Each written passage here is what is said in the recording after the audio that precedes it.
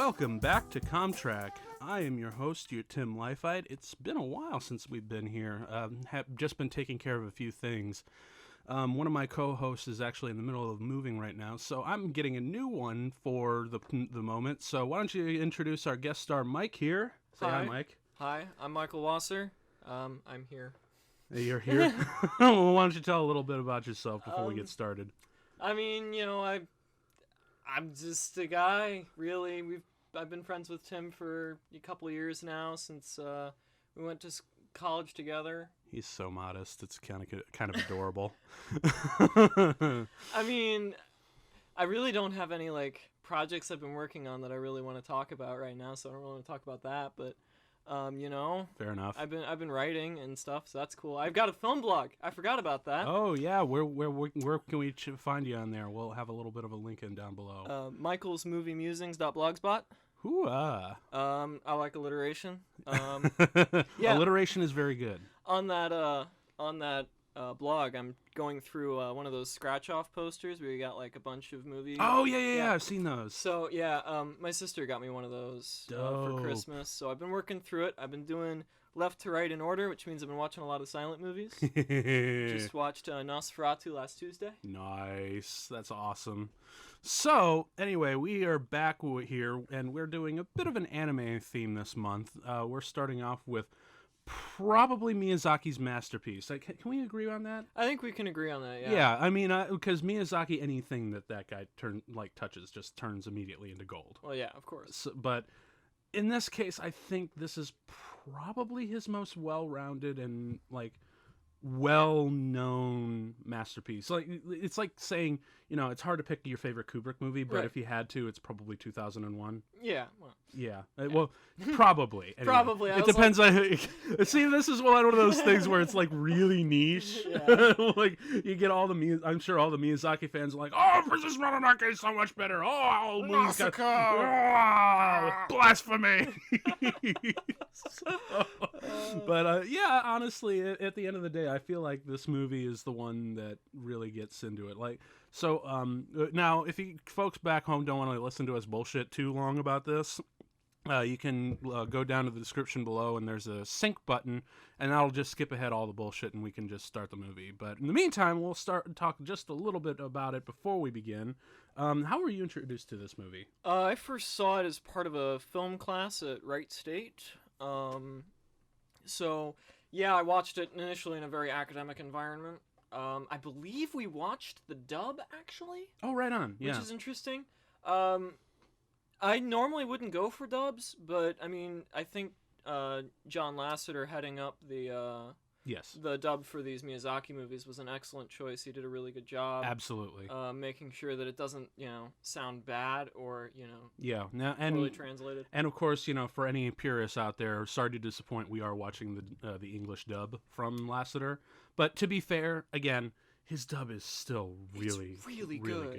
It's done really good. It's done with a lot of passion and whatnot. And plus, I actually give it to the English dubbers who really pour their heart and soul out to these than some say an original animated feature that's done with an English cast anyway. Because remember, the English cast or even the Japanese cast, the original cast for any movie, they're always doing the performance, whereas the dubbers have to perform to the given drawings, right? And that's really hard to make all the right inflections and make it feel natural, so it's not calling attention to it. Because I'm sure any anime fans out there has seen one bad dub, and they're really trying to keep up with the drawings and they're failing hard. It's check that out if you want to have get some more entertainment out there if you're not already drowning in it as is. But if you really want to see a bad dub, I recommend the 60s dub of Speed Racer. Oh my God, yes. That one's really bad. My mom made me watch that stuff because she was the one who grew up on that. That was her anime because she was born in the early 60s and grew up in the late 60s, early 70s. So that was on TV. Right. But yeah, when you look back at it, you're just like, wow. I mean, see now I'm a little bit sad that this is a podcast because now we can't unsync our lips to the different Words that we are saying. I just come off as Captain Kirk. So I first watched this. I think I first watched this on my own. I forget who I watched it with. It might have been one of my best friends, and it might have been my sister. I forget. But I do remember hearing about it first, because I think I was at OhioCon, which was the very first actual convention that I was in. I think that was like circa 2011, 2012. No, it was 2012. And I'm like, oh yeah, Miyazaki. I'm like, okay, right on. That sounds like a big name or whatnot. I didn't realize just how big a name that was. Yeah. But yeah, like everyone told me, like, you need to see Miyazaki, and I'm like, okay. And I look him up and see a whole bunch of movies, and Spirited Away just kind of caught my, because that's like a really cool title. But I think that was like one of the first ones that I watched, and it was just as I was starting to get like my own personal credibility towards anime, because I was a stickler against it for the longest time. But to be fair, I watched a lot of really bad anime, and it was, and I look back and I'm like, just cringe, Yeah. I just remembered where I first heard about Spirited Away was actually during its initial theatrical run in the States. Oh, wow. Because I remember seeing advertisements for it. That's right. Because like any kid at that time, everyone, Disney is just the siren call. Yes. You see that and you're already interested. So I remember seeing ads for Spirited Away. Notably, that it was Academy Award nominated and even won for Best Animated. Which is super rare in the United States for a foreign animated movie to get Best Animated. Not only a foreign movie, but an animated movie. Because first off, animation, for some reason the Academy doesn't like it. It's for kids. Fucking dumbasses. But at the same time, foreign movies, get out, America. Like people act like we're kind of racist nowadays, but no, we've always been that way. But that's as political as we're gonna get here. But yeah, because I kind of wish I was around at that time, because you know how cool this would be to see this in the theater. Yeah, I didn't see it, unfortunately, but I wish I had. Yeah, although apparently, speaking of the theatrical run, did you hear that that movie made more money in Japan than how Titanic did over there? Oh wow. Yeah. It's actually the highest grossing Japan movie ever. Wow, that's really impressive. Right? although when you really sit back and look at the movie, you're like, should I really be surprised? I know. It really is something truly special. Yeah, because I mean, and the what really kind of blew me away is I think it was while I was watching it, I'm like, oh, this is just straight up Alice in Wonderland in Japan. Yeah, pretty much. And that's now how I always pitch it to people. Because you one of your favorite Miyazaki movies you told me was Totoro. Yeah. I always pitch Totoro as basically the Japanese version of Winnie the Pooh. Yeah, it's a very fair way of looking at it. And Spirited Away is just basically if Japan did all the most amazing drugs ever and did Alice in Wonderland. Yeah. And make it make Alice in Wonderland better than Alice in Wonderland. Yeah. So, and that's what I always did to Spirited Away. Yeah. And I've been trying to show this to a lot more people, especially people who don't watch movies a whole lot, and they're they're either caught just watching stuff that airs on network television, or maybe check out whatever Netflix has. I'm like, no, come here, stuff. This is an amazing masterpiece of just not only animation but of cinema itself. So but I'll tell that story in a bit. Well, actually, maybe I should share it real quick, because it is a bit of an interesting story. It was I really for the longest time my dad hated watching any cartoons whatsoever. Every once in a while he'll tolerate it, and I remember watching Ben 10 with him for a little bit, and he's like, yeah, this is whatever. But most of the time he's just absolutely not. I will not watch this. I don't give a crap. Even my mom had to be a little bit was hard to watch these things, because it was pulling teeth. Yeah. So eventually we were just had nothing to do one evening, and I'm like, we got to see this movie, Spirited Away. We have to see it. And my dad's like, Japan, animated. it's Alice in Wonderland. I don't want to see this. This is what, like, Disney crap in Japan. Like, I don't want to see this. And I sat his ass down, and we watched it. And I'm like, this is come on, this is like one of the most gorgeous movies ever made. Seriously. Yeah. And when we watched it through, and I was actually kind of shocked. My dad's worldview did not get swayed. I was so disappointed. Yeah. It was really like, he's like, I think the most he said was, yeah, it was all right. That's depressing. That's really depressing. Yeah. But although my mom really did love it. Oh, that's good. And what I do want to do next is introduce her to Totoro, because my mom is a huge Winnie the Pooh fan. Yeah, she'll probably love it. I at least I really hope so, because Totoro is probably his most cutesy. Oh yeah, definitely.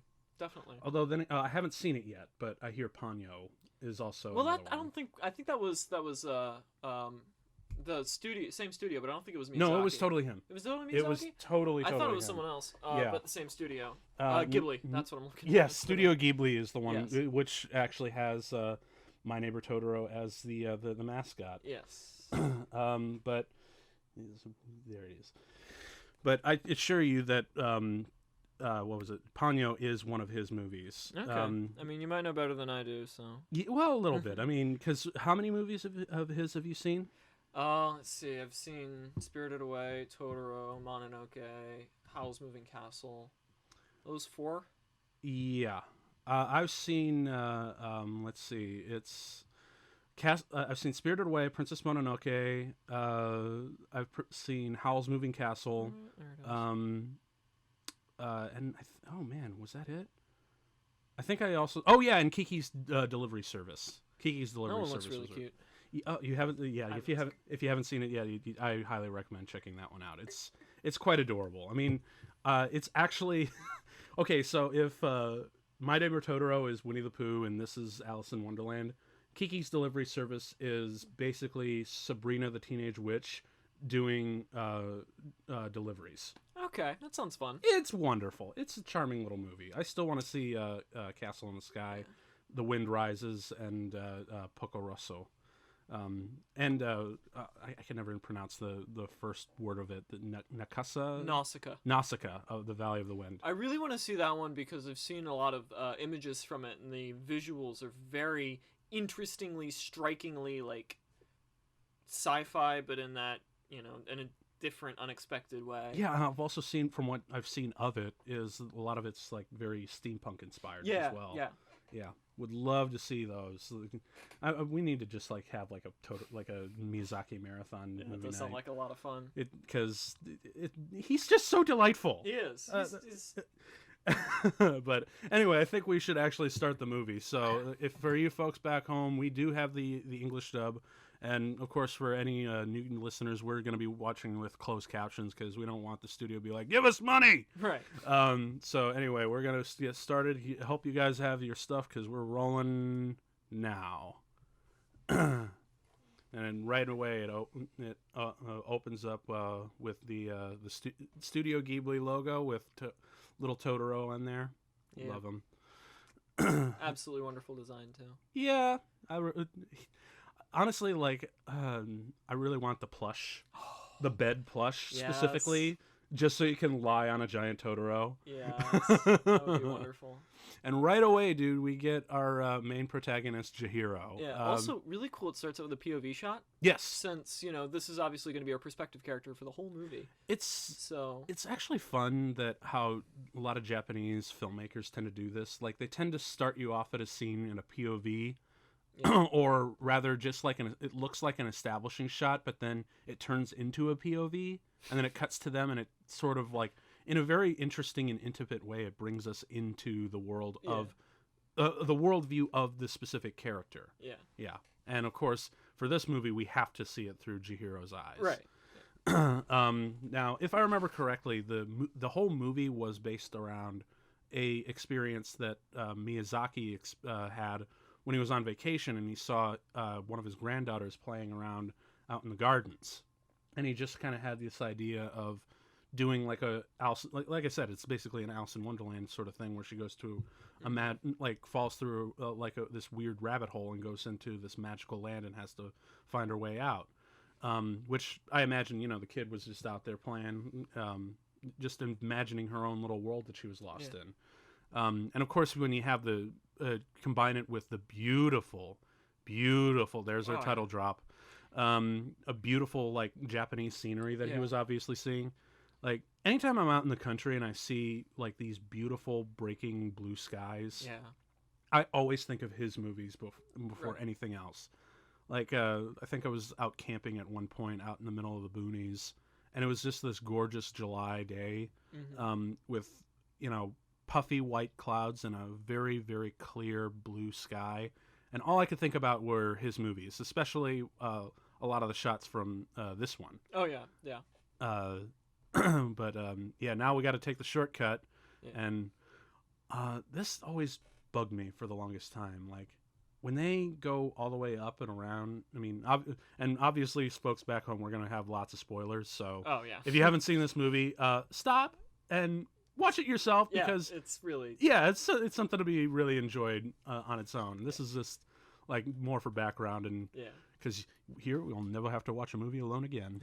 But what was I saying? Right, the whole thing where they just seem to vanish. Yeah, like because they're like late for the moving van and whatnot, but when they get back out of the spirit world and whatnot, it's all dusty. I'm like, have they been gone a long time? I know, right? Like, has it been years?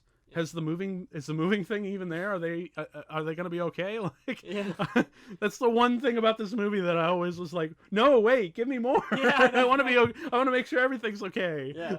But I mean, in the end of it doesn't really matter. It doesn't really, because it's the whole thrust is the family's relationship, and it's also that dive into finding herself, which is the trials that and errors that she goes through in the world of the park here.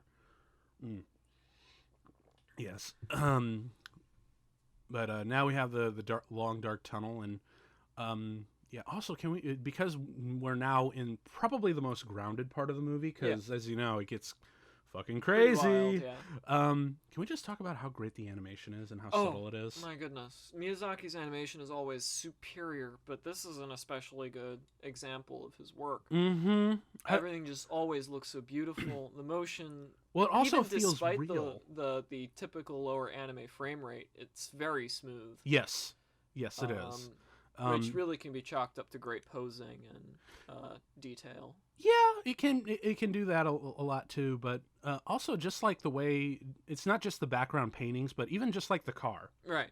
Like the way it's lit and everything. Because I think that's the other thing. Like it's not just man, I love how he animates that kid. Yeah. But it's not just the motion, because again, you're right. He is dealing with like the hardship of dealing with a slower frame rate, which is just common for Japan. I mean, they don't physically have the budget for that sort of thing. Right. And it's also a stylistic choice that they're just used to. And it does have its limitations, but I'll be damned if that man works with it on a level that is almost rarely seen. I think only in like other really high budget anime films that you'll see. Yeah. And not just his movies, but have you ever heard of the Studio Madhouse? They sound kind of familiar. I don't remember what they've done. They've done Summer Wars. They've done Wolf Children, which are both lovely, lovely movies. Highly recommend those. But yeah, they do these very kind of quasi-realistic backgrounds with these anime characters. It's kind of like what we do here in America, where a lot of the 2D or the 3D animated movies, a lot of the characters look drawn first, and then they're animated and they're put into almost hyper-realistic environments. Right, yeah. So kind of the same deal here. And it's probably why we assume, what's the word? Associate how beautiful these movies are. And let's be honest, the lighting in it, too. Absolutely. And, just landscape porn. Just this landscape. You're like, I want a vacation now. Yeah. I want to go outside and feel the wind on me. Yeah. But yeah, So apparently it's an abandoned theme park that they built somewhere in the 90s, but I actually kind of like that idea. You know what actually would work as an alternative thing, especially here out in the West? Yeah. Probably like an abandoned carnival. Yeah. Like, I feel like that's the equivalent to what we're experiencing here. Or would be crazy is maybe it wasn't maybe not a permanent carnival, but just like an out of season fairgrounds that still got some leftover junk that people left behind. Yeah, and that seems like actually give it to Miyazaki, man, because that's great writing. Yeah. That's a perfect place for a child to wander down the rabbit hole and get lost in animation. Right. But I especially love like the crumbling architecture there. Yeah. That's it gives it a sense of ancient history. Yes. Yes, and especially the statues over there. Yeah. Like, immediately you just, even if you're not familiar with any of the lore whatsoever, and you're just, for the first time, really getting exposed to any sort of Japanese culture, when you see those sculptures guarding the place in there, immediately you're just like, this is something very ancient and very old and very spiritual. Right, yeah. And maybe with a touch of the supernatural. Yeah. You know? And that's what brings everything to life. And speaking of which, so we're about to get straight into the rabbit hole. Yeah. But in probably one of the best ways possible, food. Food, yeah. Food. Now, I mean, if you think Miyazaki's landscapes are beautiful, his food is heavenly. Oh my goodness! Can you imagine? I wonder if he's actually like a really proficient cook. I wouldn't be surprised. I mean, the way the food that we're about to see looks is just. It's on another level. I mean, it feels like one of those fast food porn commercials. Right, yeah. Just like ultra beautiful, like what's the word I'm looking for? Crap! It's like just not scrumptious, but wow. I'm sorry. I just I know there's a word that I'm looking for here. But either way, like right here is where we see it. I didn't think you could make a decapitated fish head look delicious. But that looks amazing. Yeah, I would eat that. Well, it's also not just the paintings. When it actually starts to get animated, that's when like the whole sheen of it really comes out. Like right here. Oh yeah. I'm glad we just ate.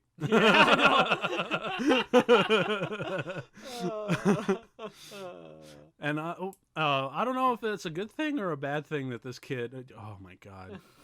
Oh my god. Jeez, I didn't even know what half that stuff is, but it all looks delicious. Yes, I'll take 5 plates of that, please. Right. But yeah, I would imagine that Miyazaki might be like an actual cook in real life, because I mean, if you look at some other anime films that obviously, or I'm thinking of like the movie Chef with Jon Favreau. I'm not familiar. Oh, you haven't seen Chef? No, it's a wonderful little movie. Jon Favreau made basically a movie about a traveling chef who he basically loses everything, and he makes his own Cubano food truck and travels the country with his son and whatnot. It's a really wonderful movie. But again, you could tell that the filmmakers had a real passion for food. So you can light it in specific ways and really sell it. But yeah, now everyone at home is just with grumbling stomachs, and they're probably pausing all of this to make themselves like a really big meal. You should have eaten before you started the movie. Although, actually, while we're still on the subject, because this is wonderful, did you see the things on the memes on the internet with filmmakers as food makers? I think I have, yeah. It's wonderful, and they have Miyazaki with this. His is probably the most delectable, but did you see the ooey ball one? It was a bunch of garbage? No, it was like, I fished some diarrhea into a Pop-Tart. Right, yes. Okay, but back to the movie. There's the bathhouse. Yep. The bathhouse that a solid chunk of the movie takes place. Yes, that's where most of it does take place. And although, to be fair, it makes me that bathhouse, especially when it starts filling up. I seriously want to become a spirit and go there. It does look really nice. Well, I mean, not just that, because we can't afford an actual bathhouse even for humans. So, like, can we just like die and go to this, please? Go to the spirit bathhouse. Hell yeah, man! And there's the train, which which has probably one of the better scenes in the movie. Oh yeah, definitely, definitely one of the more iconic. Mm-hmm. And then we have Haku. Haku. Yes. I feel like he was voiced by someone famous in the English dub, but I can't remember who it was. I forget to because even when I first saw the movie, he sounded super familiar. Like, from the start. Because well, I mean, as you know, in the English dub, they do a lot of they actually have like a lot of cameos. Like I know in Princess Mononoke they had Billy Crudup and Billy Bob Thornton, and they even had Tara Strong in some of the roles, and Keith Davids and whatnot. So they had some fairly big stars in some of the other English dubs. Yeah. But in this one, I think it's a little bit more subdued. Yeah. Jason Marsden. Not the protagonist of Red Dead Redemption. James Marsden, we've come for your family. Oh shit! Pigs. And speaking of the family, they're turned into pigs. Like, actually, I remember watching them. I'm like, that's ingenious and also horrifying. Yeah, I know, right? Oh my god! Also, you know what I really love about these movies is they don't shy away from the scariness. Oh yeah, absolutely. Because there's a lot of creepy ass imagery even. Because even when I was, because I think I saw this when I was like 20, 21 for the first time, and there was still some imagery where I'm like, nope, not gonna do that.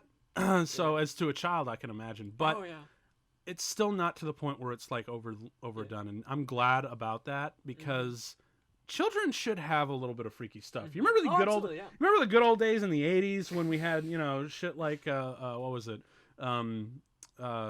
Return to Oz. Love that movie. Like what happened to, you know, being afraid to scare the crap out of your kids? I know, right? No, but you look at modern kids' movies, they all have just one emotion they stick to throughout the entire film, and it's always just this nice happiness and contentedness. No, not in this movie. But it can't be the only thing you experience. Yeah. With Chihiro, you experience everything. And what's even better is, like, things like this. They don't force her to look cute. That's a problem in a lot of anime where they take the young character and they just make the young character look cute all the time. Yes. But I actually think that out of all the designs, and as you're about to see from when the spirits come in, the designs, out of all the designs, Miyazaki always said that Chihiro was the hardest to do because he didn't want her to look overly cute. He wanted her to feel very natural. Right. And what's even better is the way that they animate her and the way she's treated, not in the script, because I actually don't think Miyazaki even uses scripts. No. He just kind of does more for the feeling of it, which just add to that, you know, rich level of emotion that you feel watching his movies. Yeah. But the way that they animate Chihiro, I don't know how he does it. Like, he gets kids. Yeah. He understands a child's psychology. He understands their mannerisms, their little tweaks and their desires and everything, and especially their fears. Yeah. I love how he plays on all of them. Like, even just like the tiniest of gestures. Go so freaking long. And I think the only other one, and it wasn't really even a movie that got it, it was Gravity Falls. Oh, absolutely. That I'm like, this is a show that understands children. Yeah. Like, to a level that I would never be able to understand. I think the closest I've seen in the West would be Spielberg. Yes, he really Spielberg gets is another one that gets kids. Yeah. But oh my God, can you actually imagine, say, Spielberg doing like either a spin-off of this movie or something like that? I don't know. It's so entrenched in Japanese culture. It would be difficult for me to consider any Western. This is true. Well, actually, how about this? In the alternate universe where Miyazaki never made this, but Spielberg decided to make a Western version, kind of like what we were just talking about. Yeah. Like, say, you know, having a kid go down the rabbit hole in a carnival. I think if someone else wrote it, I think Spielberg's too grounded. Now, that I'll take you for. But as far as directing, he would be a great director for it. Absolutely. I think someone else would need to write it. It would need to be someone else's story. Yes. And now we have our first introduction of Yubaba, which is just a freaky ass design. Just Old lady on an owl, okay. And trust me, folks, that's like one of the most normal things you're gonna see here. I know, right? But yeah, Haku. So here's Chihiro is slowly starting to disappear, which is also kind of a frightening concept. I honestly, like, it's weird because this movie seems to not have any rules, but has rules. I think a lot of it has to do with just rules that are assumed from, the Japanese culture which it comes from, which I know neither of us are experts. True. So I mean, it might be that we just don't know all the rules because we're not part of this culture. That's fair. That's a fair assessment. Yeah. Or who knows? Maybe Miyazaki could have been like bullshitting this out of his butthole, which is totally possible. Yeah, because I don't know. Well, maybe I don't know. Yeah. People in the comments, if you do know, please tell us. Yeah. But I think he still manages to establish enough kind of rules as they go, right, and enough things to like counter it, but it doesn't feel like he's writing his way around it. It just all feels like it flows. And it's also amazing that it's not culturally alienating. No, it totally isn't. Like you could, even though we don't really understand all of the social context of all the supernatural stuff, it doesn't really matter. We get we get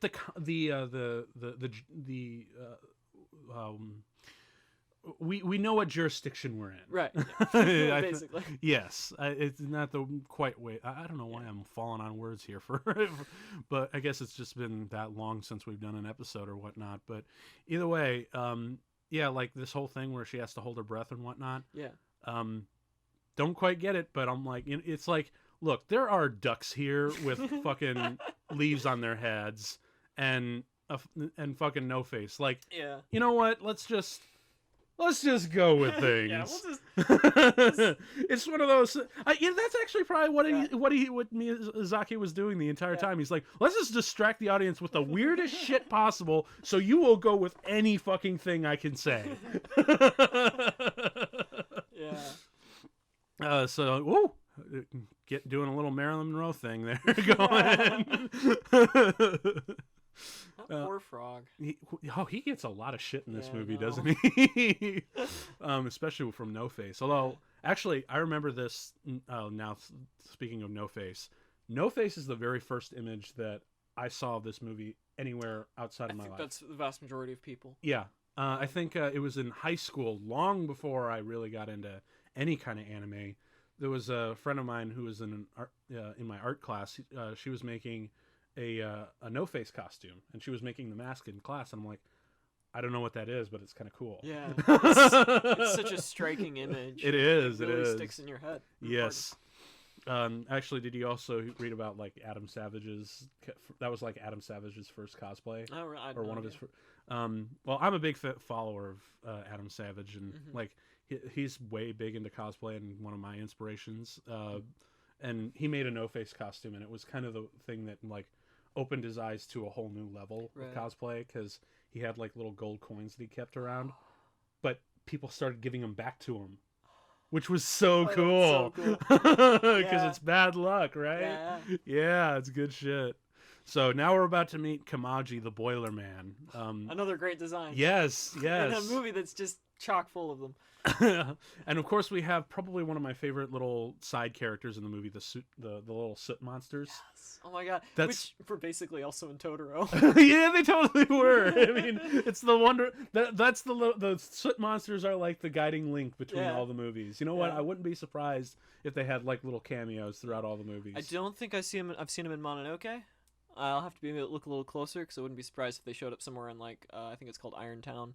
But the big smelting town. Yeah. But even if they don't, maybe like he'll just sneak a few like pieces of dust and put some like googly eyes on them. And if not, because maybe honestly that would be kind of a really cool way to link all the movies together. Also, talk about an obscure cosplay. Oh yeah. Well, the other thing that I really love about the soot monster is that's exactly what I call my black cat. Just a little soot monster. Oh, and then here we have one of my favorite bits from the movie. Like, okay, so we talked about how amazing they animate Chihiro and whatnot. This is one of my favorite bits from her, where she goes down the very long steps on the side of there. And you would think they would put a freaking rail on her, right? Yeah. Especially because she's small. Yeah. And when you think of all those much significantly larger spirits, you'd think you'd have a wider stairwell. Yeah. Also, those the stairs. This is a really good shot for scale. We can see that the distance between those is like a third of her height. Yes. It's amazing. And I really love the way that she's going down them. Yeah.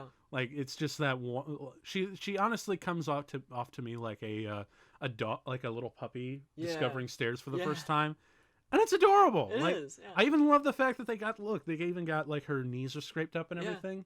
Because let's be honest, when you're a little kid and you're outdoors all the time, your elbows and knees are constantly scraped up.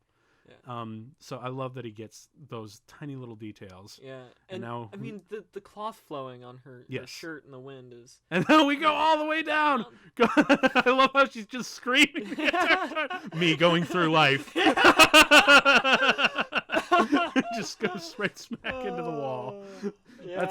That's everyone's life at the moment. Just running down the stairwell, not in control, just screaming your lungs out and then running into a brick wall. Yeah. What a wonderful metaphor for life. Well, you know what's interesting? That actually could be, like, if anyone ever, God forbid, remakes this, that'd be an interesting way to actually go down the rabbit hole. I suppose, but it kind of happens after all the weird stuff starts. So. Oh, I know, but imagine just like moving that up to like moving that right before she finds her parents and whatnot. It'd be, just another way to make this like Alice in Wonderland thing. Well, actually, maybe he purposefully did that to avoid the Alice in Wonderland kind of thing. Although it's really, really hard to avoid. Yeah, I mean, when your story layout is this, it's kind of hard to say that you're not. Yeah. But I'll be damned if he tries, because this movie seriously feels like its own entity. Yeah. I know a lot of people say this is one of the most original movies ever. They're right to a degree, but I'm sorry, he's still stealing a lot from Lewis Carroll. Whether by design or not, it doesn't really matter. He's still stealing. Those suit monsters are adorable. Yes. Just constantly working in that soot monster life. They got so much character despite being these just little black puffballs. Yeah. I mean, well, it's the way they animate the it's not just the eyes, but it's also really the limbs and the way they move together. Because I don't even consider like one of them as a character, or there are a bunch of characters. Yeah, they're all one. They're all one entity. Yeah. And then the Boiler Man with his spider arm thing. And his Dr. Robotnik mustache. He does have a Dr. Robotnik mustache. Oh my god, he totally does. I'm never going to be able to unsee that. Damn you, Mike. Well, now you know my first experience watching this movie in college. Very fair, sir. He's even got the glasses. Yes, he does. He totally does. Oh my god. Oh, you know what? Jim Carrey. No. Oh, we don't need that movie's bad mojo on this movie. Oh, yeah, you're totally right. I mean, when the internet gets so mad that they have to go back and re-render Sonic. I know, right? Yeah. That can't be cheap. No. So now we're introduced to the Boiler Man, and she's trying... Oh, man. Can you just imagine how awful this must be? Because as adults, trying to get a job in the real world is intimidating enough. But can you imagine this poor little girl who feels like she just dropped so much acid and has to be like, go get a job, otherwise you're going to die. I'm like, dude, how can you make yourself more anxious? But I will give her shots. She is persistent about it. So, but I don't know how she was able to do it, because Lord knows I'm having like a lot of just job issues. It's just like anytime an interview comes up, I'm always just a hot mess, and of course we all are. We've all been there. But yeah, she's. Although I really love how she used her childish tenacity to annoy them so much to the point where they're just going to work. And then there's this wonderful part coming up where she decides to help out the soot monsters. And apparently those chunks of coal aren't coal. They're like dense diamonds or something, because when she tries to pick one up, it's like ridiculously heavy. Actually, if that happened to me, that would be adorable. I would just, honestly, if a bunch of soot monsters decided to come up around my feet like that, I would just straight up lie down and just be like, take me. Just like totally like clambered over by all the soot monsters.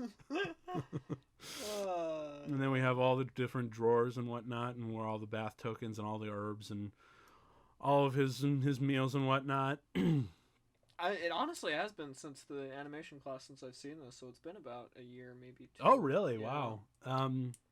God, I think the last time I watched this, I think it was like maybe about a year and a half ago, or more. Because I know me and my sister were really starting to get into Miyazaki together, and we were like, you're not allowed to watch this movie. If you haven't seen this movie, you're not allowed to watch it yet until I've seen it with you. Oh, yeah. Yeah. I know we've got a pact on several of his movies like that. So oh. there they are. I like how woozy it is, the little cross-eye. You know what? Actually, especially in the case of these soot monsters, you know what a lot of the design drawings remind me of? It feels like Miyazaki went to visited a lot of school children and a lot of schools, and just took like a lot of fantasy drawings that they did, and decided to do professional versions of those. Right, yeah. Because it feels like the best, all the best of like fantasy monsters and creatures designs that you would see kids would make. Yeah, yeah. And when you take those basic designs and redraw or like redesign them to match your own things, but still stay true to its original form, it honestly feels like all of this really is an extension of Chihiro's mind, because she's a child. Yeah. And then I love this bit where they all like, I don't want to work. Oh, hey, you know what? Right here? Yeah. Right here is where Chihiro goes full Bernie Sanders. Were you going to work? I don't want to work. You just take it all.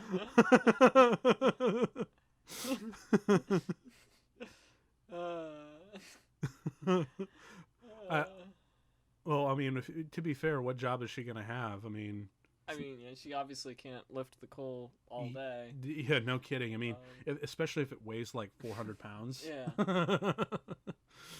But apparently the Soots don't care. They're just like, take it. No, it's all you. Soot balls. That sounds dirty. That sounds like a really terrible condition. Oh God! Someone Google soot balls and see on Google Images and see what you find. I dare you. I triple dog dare you. To. Probably not. I wouldn't if I were you. No. Oh, they're so happy with their food. So, are their food basically is it Lucky Charms? They are magically delicious. But just the marshmallows. Just the marshmallows. You can buy big bags of those. Yeah. Oh yeah, I heard about that. But okay, so this is another thing that really always kind of like, I'm like, oh, that's interesting. What's her name? Crap. What is her name? This woman's name. No idea. It's crazy that I'm blanking on this. But this woman here, like, she's drawn like a human. Yeah. But of course she says, "Oh, what did you have a human here for?" Like, I'm like, oh, that's interesting. Yeah. But although I don't get the whole what was it, the fried newt thing. Apparently it's just a real delicacy. All right. I'll buy that. Yeah. I've dude, again, if we can buy the fucking duck spirits, right. the what was it, the rubber ducky spirits with leaves on their head, sure. Why not? Yeah, we'll go with it. Yeah. It's not the weirdest thing we've seen. And then, of course, paying respects to the Boilerman. Yeah. But it's nice that a lot of these characters in here are real curmudgeons, and hard asses, but they genuinely care. Yeah, because one of the things that marks Miyazaki's movies out amongst like even other Japanese movies is that they tend not to have out-and-out villains. Yeah. Which is always really nice to see. Yes. I mean, there are people there who are villainous. Yeah. Especially at the beginning. Yeah. But they usually either turn passive or just straight up good, or have an arc of their own. And their motivations are almost invariably positive in some respects. Yes, absolutely. Like Madame Eboshi and Mononoke. Yes. It's like what she's doing is wrong, but she's doing it to help people. Yes. Yes. I mean, it's like, where she's like the goods or the means actually don't outweigh the goods. Right. But even though that's not what Miyazaki is preaching, which is such a wonderful thing to do. Yeah. They're really complex yes. Morality tales, which really works. Mm-hmm. Although here, I don't know if there's a whole lot of morality at play here. I think this is just not. It's just a straight up, adventure into like whimsical madness. And then we have the Radish Spirit. The Radish Spirit. I love the Radish Spirit. There's something very relatable about the way he looks. Like, he's really just tired. He's just tired. He's just a big... he feels like... he feels like a very long-winded Santa Claus. Yeah. Just like the nicest guy, very quiet, very slow, very fat, very lovable. And just kind of like, he kind of knows what's up, but he's just going to let you do your thing. Yeah. But the Radish Spirit is like one of my favorite side characters. Someone cosplay that. Yeah, that Can you would be imagine? fun. Okay, so I know Adam Savage back in a while. He actually made a Totoro costume. Oh, that's gotta be cool. Oh, dude, it's so cool. Like, so you can go up and hug it. Oh. But can you imagine running into a Radish Spirit cosplayer? That would be wild. Actually, you know what? If anyone's done Baymax out there, just do some mods, man. Yeah. Like, I'm pretty sure you can get away with the same thing with this guy. Probably. He's kind of the same. Yeah, same shape and whatnot. Just have to add a bit more lumps on. Yep. So yeah, I want to see a Radish Spirit at a convention. I've seen plenty of No Faces and whatnot, but a Radish Spirit, oh, that'd be so fucking cool. That'd be really cool. Are there any like straight up Miyazaki cons? There should be. There ought to be. I know, if there's not, there's something wrong with this world. I know, right? And then here we go, roasted nude. Apparently, a real big delicacy. But I do love how that even though you're like, even if that is a cultural thing, they play it up in this scene in his desperation to the point where you're like, you just get it. Yeah, you buy it. Yeah, exactly. Because between like throwing so much crazy shit, you don't give a shit what makes sense or what doesn't. Yeah. But if you have the actors and sell it, it works. Yeah. And then of course we have this wonderful moment. I actually kind of love the fact that the scene is played silent. Yeah. And not with like, because if this were made in America, you'd know there'd be like elevator jazz music going. And that's been done, but it's again, that's been done. Or they do the gag like in Raimi's second Spider-Man movie where you have an awkward chat. Yes. Which is also totally not necessary here. No, I just love the quiet exchange that they have there. Just like, I know you're here, and I know you're a human and you don't necessarily belong, but I'm going to let you go. So much detail in these backgrounds. Yes. Now, when we get to Yubaba's office, that's where I'm like, dude, like, these background paintings alone. The background paintings are where it really shines. Yeah. And I also love how they use some CG there to just a little bit. Yes, there's a little bit of CG in here, and it just kind of fleshes it out a little bit. Yeah. In this case, what I really think it's doing effectively is like these are painted backgrounds with a little bit of CG 3D enhancement. Mm-hmm. Although it just might be the lighting. Again, I can't tell. It's just that good. But when the 3D stuff happens, it actually feels that much more otherworldly, which works for the story rather than against, which is really nice. That's so good. Yeah, okay, so you remember what I said when there were a couple times where even as a 21-year-old and I see this for the first time and I'm like, nope. That was one of them. Just like, hell no. And Yubaba, she's one. Now I know for a fact that this could only be designed by Miyazaki himself, and taken no inspiration pretty much for anything else. Yeah. Like this is 100% him. Man, the way they animate that, it's so. See that I don't know how he was able to figure out a pose that felt, because it doesn't feel like scary, creepy, right? But it just has that touch of whimsical thing that you need to make this sort of thing work. And then we have the oid heads, oid oid. Wait.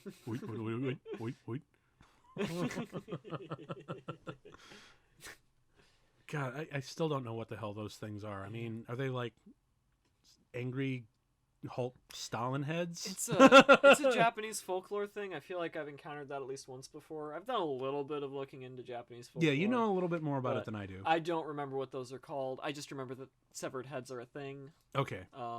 And like animate severed heads are a thing in folklore. Yeah, I feel like Miyazaki would just take like a lot of liberties from Japanese lore and do that sort of thing, and just add it in with his own little spin in the background and whatnot. And apparently we as humans stink. Yeah. I mean, that's really common throughout all fiction. Let's be honest. Yes, it's very true. I think how many times have you heard in a sci-fi movie that humans stink? Yes. I think it's between this and when the river spirit shows up is when the movie gets most metaphorical. Oh yeah. But otherwise it's fairly just mostly like a character study of Chihiro and going through like that sort of thing. Obviously environmentalism is always hey, look, smoke Marlboro, kids. This contract is brought to you by Camel Cigarettes. Absolutely not. I do not smoke. It just occurred to me that modern Disney would not produce this movie simply because of that scene.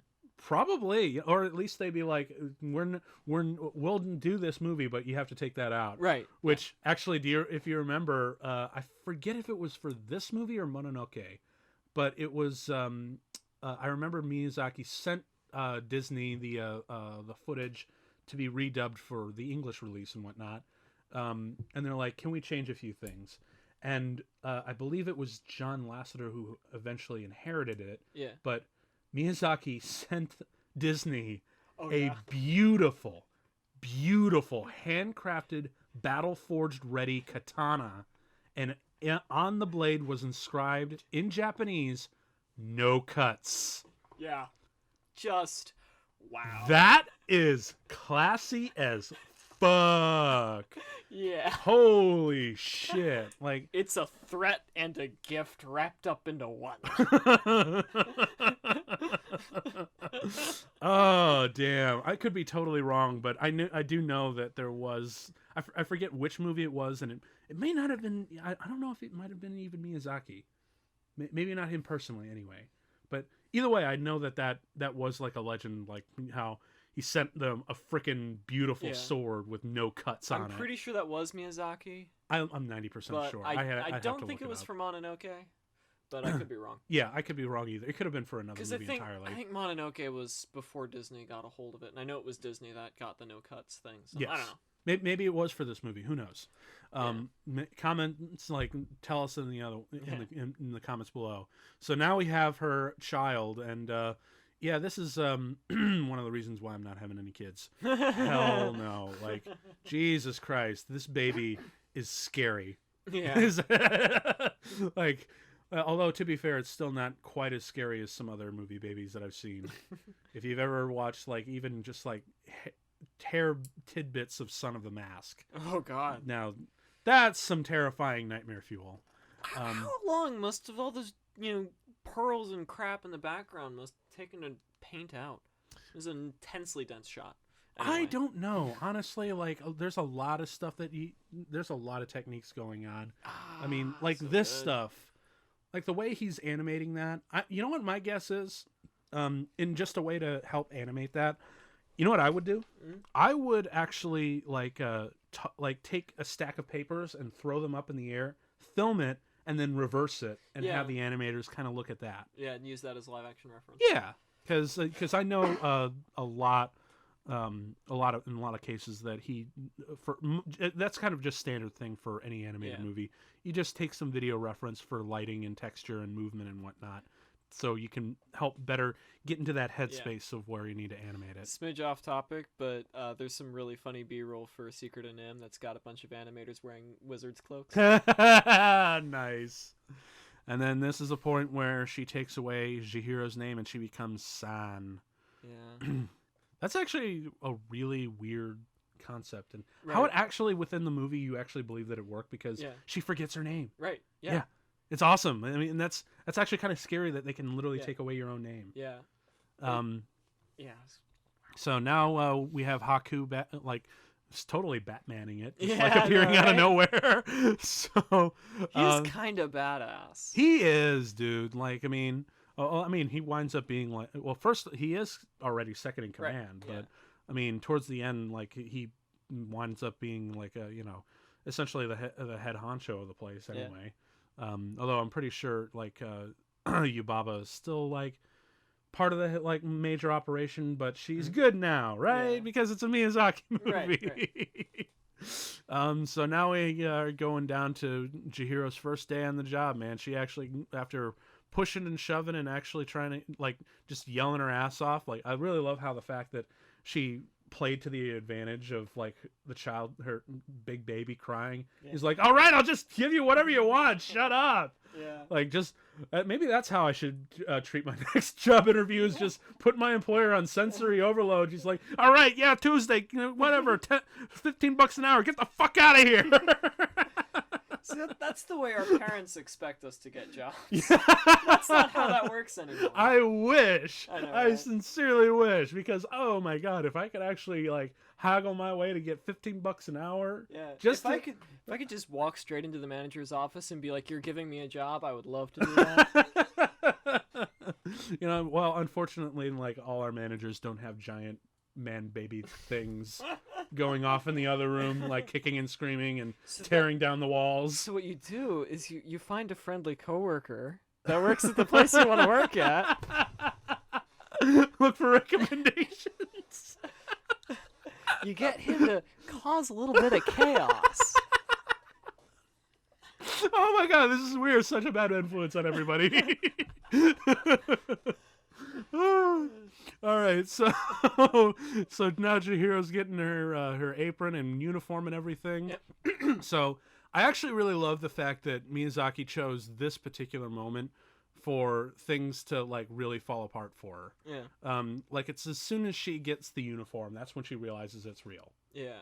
And that's actually a really great point, because as soon as you get the job, and it's like, right on, I got the job and everything, and then you get and then for those awful jobs that you have to wear a uniform, you're just like, oh shit, I got a job. Yeah. It's like right here is where she totally just breaks down, which I really do, which is again perfect pacing. Oh, absolutely. Perfect pacing. And again, I also love how everyone in the movie is kind of surly. Yeah. Because well, I mean, everyone's just doing a job. Yeah, they're working for a living. They're on the job. They've had long days. They're working really hard. So it makes sense. Yeah. But I also love that how everyone has like a heart. This is one of the coolest bits of animation I've ever seen. Like she wraps herself up in a cloak. You can already see how she's a bit bird-like, and it's just there. She's a bird now. Yes. It's like, wow. There's no transitory period. Yeah, it just whoosh. I love that, dude, and the way it soars. That beautiful, coupled by the beautiful landscape. It's just yes. Yeah. We don't see animation like that at all. No. Anywhere outside of Japan, man. Even in Japan these days. Even in Japan, it's kind of rare. Yeah, you're right. I mean, although we'll see where Miyazaki goes next time, because as you know, he decides to retire. He's like, "This is my last movie. I'm not going to do it." Yeah. 2 years later, I'm coming. He will die animating. Yeah, he will. I guarantee it. He will die with a pen in his hand, drawing out something for an animated feature. Yep, he'll be late at night, like with one dim light on, drawing and putting some final touches on it. I mean, actually, I can see him like going out like Kubrick. How did Kubrick go out? He died in his sleep at the age of 70. At the age of 70, 4 days after completing Eyes Wide Shut. I could see that. Yeah. Like, I'll take that. Yeah. That would be a good death. Yeah. As to quote The Dark Knight Returns, it would be a good death. But yeah, it seems like he's just drawn, like no pun intended, literally drawn to this shit. Yeah, he can't stop. Yeah. No matter how many times he says he's going to retire, he says this is his last one. But I do think that inadvertent, whether it's by design or not, like if that's not just like a public thing that he does, it's a good headspace to be in. Right, yeah. Because you treat every movie like it's not only your last, but it might also be like your first. Yeah. Like he's reinventing himself in a new way. Yeah. But he's also treating it like it's his last movie. Yeah. And that's why all of his films are just out of this world. Amazing. Yeah, perfect. Yes. So now we got early bird Chihiro going down to the Boiler Man again. God, he's now I believe Yes, she was going. I was about to say she was just looking for her shoes. Yeah. Because the soot monsters got real comfy with them. I think that's another reason why I call my cat Soot Monster. Because anytime I take off my shoes at the end of the day and I just leave them out, immediately my cat has to lie on top of them. That's adorable. Yep. So, a little kick when she puts her shoe all the way on. It's a great touch. Well, although, is it weird that when I see, it's probably just because of the yellow color and it's a little bit big for her foot size, but I'm kind of reminded of Mickey Mouse. Yeah, I saw where that was going. Mickey Mouse shoes, like you knew exactly where that was going. Yeah. Not intentional, right? I'm not playing up to Disney whatsoever. So now Chihiro's going out, and now this is the point where I believe she's looking for her parents. Correct? Yeah. Haku just woke her up saying like, "Hey, I'll take you to your parents." Mm-hmm. And then we have one of our first actual contacts with No Face. Yeah. Oh, No Face. He is a precious boy. He is. But he is a precious boy with a few issues. A few. Just a few. And he will forever earn a place in high schoolers' notebooks. Yes. Oh my god. Oh my god. He's Weebs. so easy to draw. All the he is like a weeb waifu right there. He's so easy to draw. It's very easy to draw and also very easy to pose too. A little bit of CGI. Yes, this not is overdone. I also really love the CG in here because, like I said, it distanced the character from the background plate, and that adds to the fantasy weirdness of it instead of playing against it. And the CGI is always textured with actual painted images, so that always helps. The colors match and everything, and the lighting does match. Mm-hmm. But of course, that uncanny valley effect. I always feel like they they use the CGI for that effect to give it that otherworldly feel because they know they're playing it up. Right. And they know it feels a little bit off, but that's exactly what they want you to feel. Right. It's purposeful. It's never on accident. Yeah. Miyazaki does not make mistakes. Somehow, yeah. I mean, because for anyone who's ever made a movie, especially an animated movie, it's easy to make mistakes. Chihiro not being cute? Yes. I really love how angry she gets. Yeah. It's wonderful. She gets really agitated. Yeah. Because kids, man, like if you ever had to raise one or be around one for an extended period of time, they are really like emotional roller coasters. Yeah. I think Kate, my girlfriend Katie, actually put it best. They're basically tiny drunk people. Just a whirlwind of emotions. So just have real basic needs. Don't have a grasp on things quite yet, and just want to nap constantly. Yeah. They are tiny drunk people. Just minus all the slurs and all the cursing. That depends on which kid you're talking to, I guess. But this is the part where we understand where Chihiro is almost like, I almost forgot my name and everything. And it's only been a day. Yeah. Which is kind of, or maybe it's been who longer. knows? Like, that's the really fucking crazy thing about this movie is like, I don't know how long this movie takes place over. Right. Like, it could have been a day, it could have been, it could have been like just 2 days in here, or it could have been 2 years, it could have been 2 decades. Yeah. For all I know, man. It could have been, yeah. Because time just doesn't operate. Well, yeah, because that's the other really clever thing that Miyazaki did at the end of the movie. He just shows the car and nothing else. Right. You don't see the town. You don't see how anything anachronistic. So those are big wet anime tears. Yes, very big tears. And also, you know what I really love about his animation here? Yeah. Is how if a character is embarrassed or shy or blushing or whatnot, it's always in the nose. Yeah. It's not here. It's in her cheeks. Yeah. Which is a real nice change of pace. Yeah. Because, although to be fair, I shouldn't say that too much because I actually watched a couple of other Studio Ghibli movies. When the characters blush, it's never their nose; it's always their cheeks. Interesting. Usually that cliche is like in anime series and whatnot. Right. Yeah. But Miyazaki, or just Studio Ghibli in general, because I think the same was true in another film, Grave of the Fireflies. Right. The characters always had red cheeks. Oh my god, that's okay. So short story: Grave of the Fireflies is probably the most depressing movie I've ever seen. Oh god, yes, by far, but it's beautiful. Oh, gorgeous! Absolutely, watch it if you have a chance. But should we do a Comtrack episode of that? Because I'd be down for that. Oh man. I actually think we'd have to do Totoro too because balance out the emotions there. No. Seriously, they actually released it in America with as a double feature. You got Grave of the Fireflies and My Neighbor Totoro, because they were like, oh, they both have kids. Right on. Take all your kids to see Totoro. Take all your kids to Grave of the Firefly. It'll be so fun. Children dying, air raids, war commentary. They'll love it. Oh, God. But you know what? I'm actually, if that was released like that, I totally would go. Just do me a favor and show Grave of the Fireflies first. Yes, you need to show that first. So that way, when I go see Totoro, I'm like, I have hope again for humanity. I can be okay. Oh man, that would be such a whirlwind of emotions. All right, so okay. This is one of my movie. Yes, back to the movie. So this part coming up here, because right now it's storming and raining. It's going to be another long day. But coming up is probably my all-time favorite sequence in the whole movie. And that's with the river spirit? Yes, with the supposed stink spirit. Yes. And then we have the Japanese bath tokens and everything. Yeah. And I also love the movements of this. Yep. How they are all perfectly synchronized.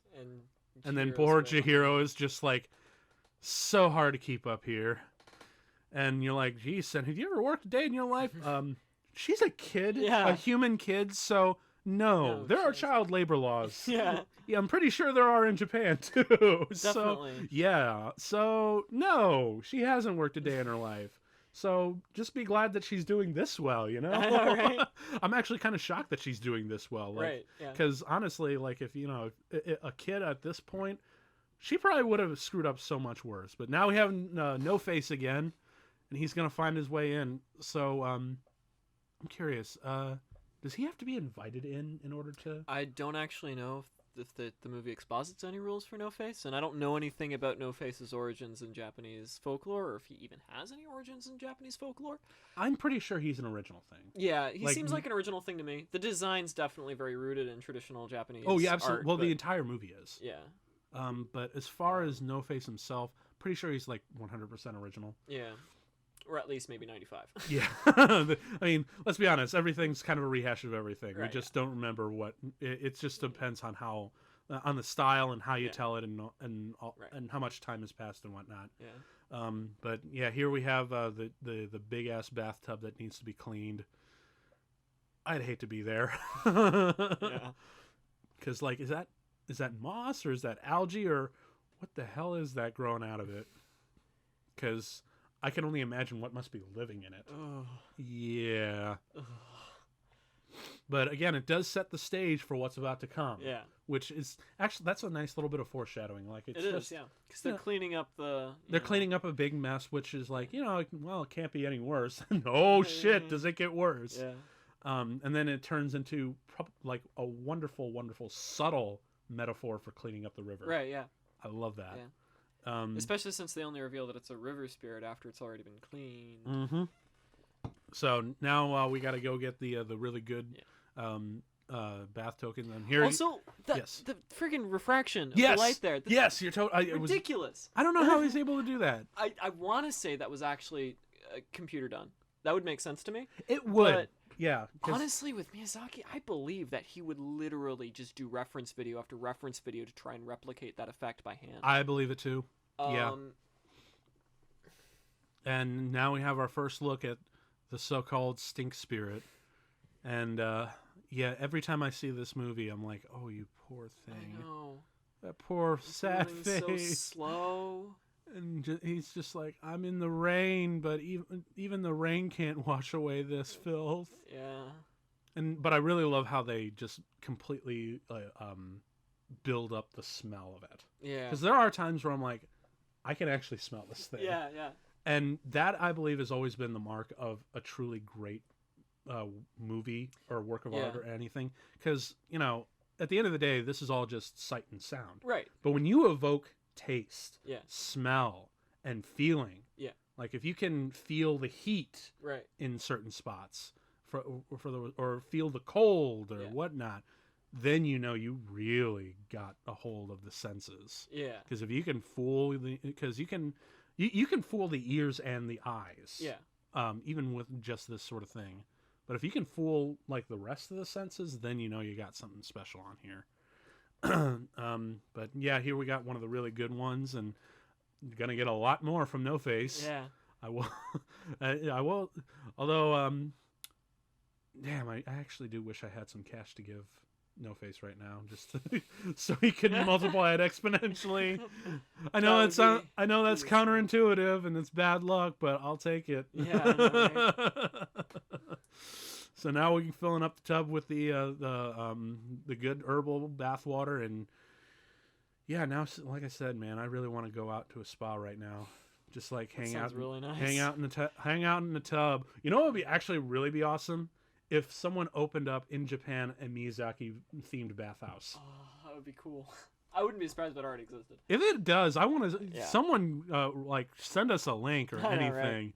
And a coupon too, if you have. Because shit, I want to go. I guarantee you, though, it would be really expensive. Oh, it probably would be, but it'd just be really. Even if it's not just like even if the patrons aren't dressed up or anything, and you just see like murals of of all the different spirits on there, I don't care. Like that would be good enough for me. Yeah. Just even a regular bathhouse would be good for me. A nice massage, a nice hot tub bath, a nice mud soak. I need a vacation. So, and I was like, no, don't take that, son. It's bad luck. I mean, maybe take a few, because Lord knows you're gonna need it in a bit. Yeah. But yeah, I do love how that, despite being still a very anxious child and whatnot, Chihiro is not greedy. No, definitely not. Yeah, she's just kind of, although, as they mentioned before, she is kind of a klutz. Yeah. But it's a really it's like a really nice charm to her, though. Yeah, absolutely. Yeah. They don't have to rely on just making her cute the whole time. I know I'm belaboring that point, God. Oh God. Yeah, I would say we're close to. It's so good. It is. So now, but there's a moment coming up here that's probably my favorite bit on how they animate Chihiro, because it's very cartoony and it's very silly. Yeah. But I feel like it works just so well, and I'll let you know when it's coming up. It's when the stink spirit actually comes in. But yeah, I really, really love here's what a dick Yubaba can be. She's like, oh crap, there's an impossible job coming in. Chihiro, this'll fire her ass. Yeah. Although what's really nice is, despite it, she's all good. Oh man. Yeah, right here is like where it's not quite this moment, but I do love how her hairs are literally raising up. And her clothes as well. Yes. I mean, it's literally to the point, because as you know, they don't draw like individual small human hairs on their arms or whatnot, but you can tell that those hairs are standing up right now. Oh yes, it's money. Oh God.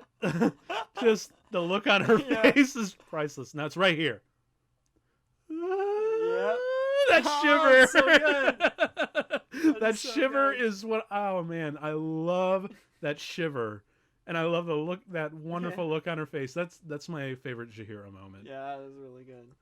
Someone, if there are any artists out there who are listening, I would love to have like that image as like a fan art piece. That would be cool. Yeah. I need more. I need more Miyazaki fan art in here. Although to be fair, I already have like a lot of art. You don't have a lot of wall space. I have a freaking gallery, sir. Yeah. Oh my God. The stink is so bad it killed the rice. How do you kill rice, man? And now it's getting into the water, and it's about to make this place really crazy. Yeah. But oh man, you know, it's actually subtly reminding me of the demon from the beginning of Mononoke. Yeah, I was literally just about to think that, because I mean, I don't know what he was looking at when he was animating those two creatures, but but the way that the slime moves and how it's just, you really have a sense of viscosity. Yeah. I really want to try to think of what he was referencing to get that effect. You know? No idea.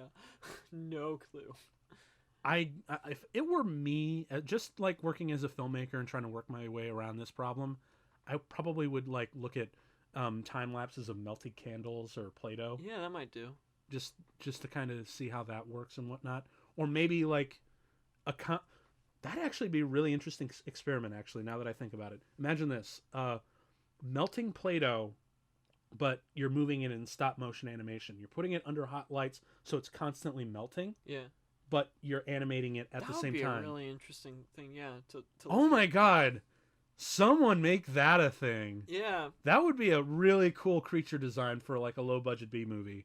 Yeah. Yeah. It's amazing how many cool ideas. Like this, I love the way that she's trailing through it, and because it feels like it's less as like it feels like really viscous sludge. Yeah. Which is awesome, and even like things like that, like where you see like it bubbles and there's some stuff that drips down, and you can kind of see like the imprints of the drips and whatnot. And, oh yeah, the breath. Yeah. You can only imagine. It's kind of like what was it, Jack Sparrow? Yeah. Just like with the Kraken, just like not so bad. Now she's got the water running, and apparently it's the best herbal formula, and thank God, because shit, I can't think of anything else to do that. Oh man, how did she not die? Like she kind of should have drowned right there. I mean, you can just say river spirit and call it a day. Yes. So. But I do love how they animate the water here. Oh yeah, Miyazaki's water has always looked really nice. Yes, but also the way how it like peels over her head and like forms like this beautiful little fall. Yeah. But but I do love this bit, right? Even like when you see it when you see in the background, you see how freaking clear the water is. Like wait, not quite here. So now they're like, oh, we got a thorn. Although it's much bigger than a thorn, it's a fucking bicycle. Yeah. But yeah. That's a interesting. It's not the upskirt I want to see. No, no one wants to see a up granny skirt. I'll pass. But although I do want to know how she was able to tie a really good knot around underwater, under a waterfall. Yeah. And get it nice and tight to the point where it won't like just fall off. Yeah. But it's a magic rope. It's a magic rope. And it was tied by a magic spirit. So we'll go with it. And so now everyone's just going to heave it out. And again, I really love how they have to bring the entire bathhouse in. And look, right there, like, you can see how clear the water is. Like you can see the dirt and all that stuff. I love that. Yeah. Those are really great little touches. But the entire bathhouse has stopped to help clean the river. Yeah. That's an awesome little thing. It's just a little subliminal message. Yeah. And like when you now as a film students, it's like blatantly obvious. Well, yeah, of course. But when, like a regular mainstream audience. Yeah. And I mean, what makes it great that they're not telling you it's a forest spirit right away is it allows you to discover the metaphor after it's already done expositing all the information for it. Because if they got the river spirit thing right up front, you'd be like halfway through the scene and be like, I get it. Yeah, and it's like on the nose and whatnot, and you're not allowed to feel the motions that they are. Yeah. But look at that water. So good. Yes. And I do really love the fact that he has that Coca-Cola sound. But right here, total silence, and then this shit. Well done. So good.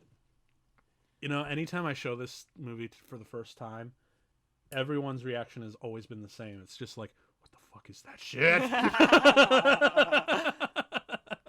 Although because again, when you wait after the fact and you realize what it was, you're like, oh, okay. Yeah.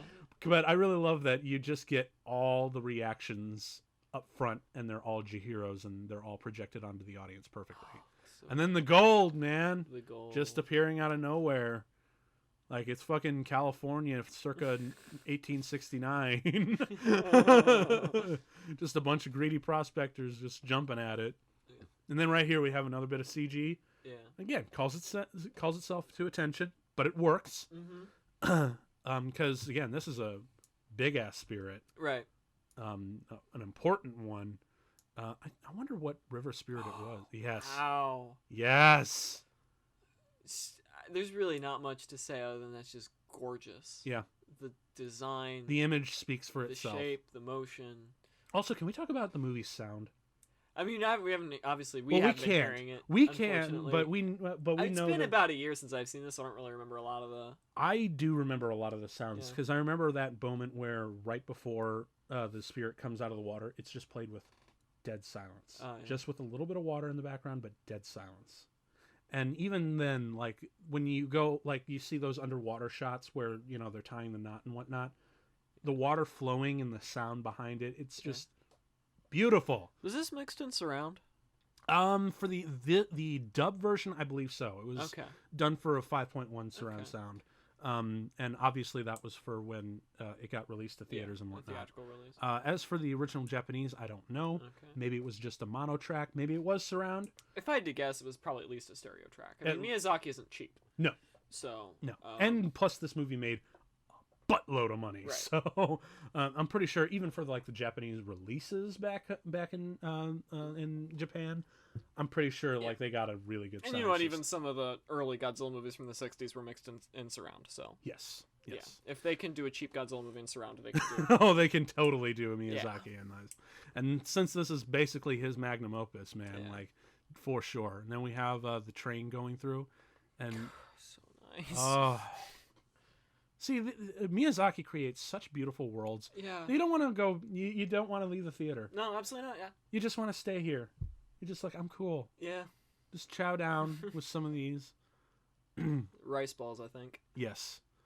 Once again, look delicious. No clue what they are, what that brown stuff is, but it looks delicious anyway. I'll have some. It's just the right shade of brown. Mm-hmm. And yes, I love these little tiny gestures, because they feel. Yeah, that river fruit isn't that great, but trust me, that's gonna come in handy for a little Deus Ex Machina later. Yeah. Great setup for It is. Yeah. It is. I mean, again, Miyazaki's films, even though they do have a lot of tropes in them, just straight up story tropes, his style and his pacing and his direction make it feel so seamless that you don't care.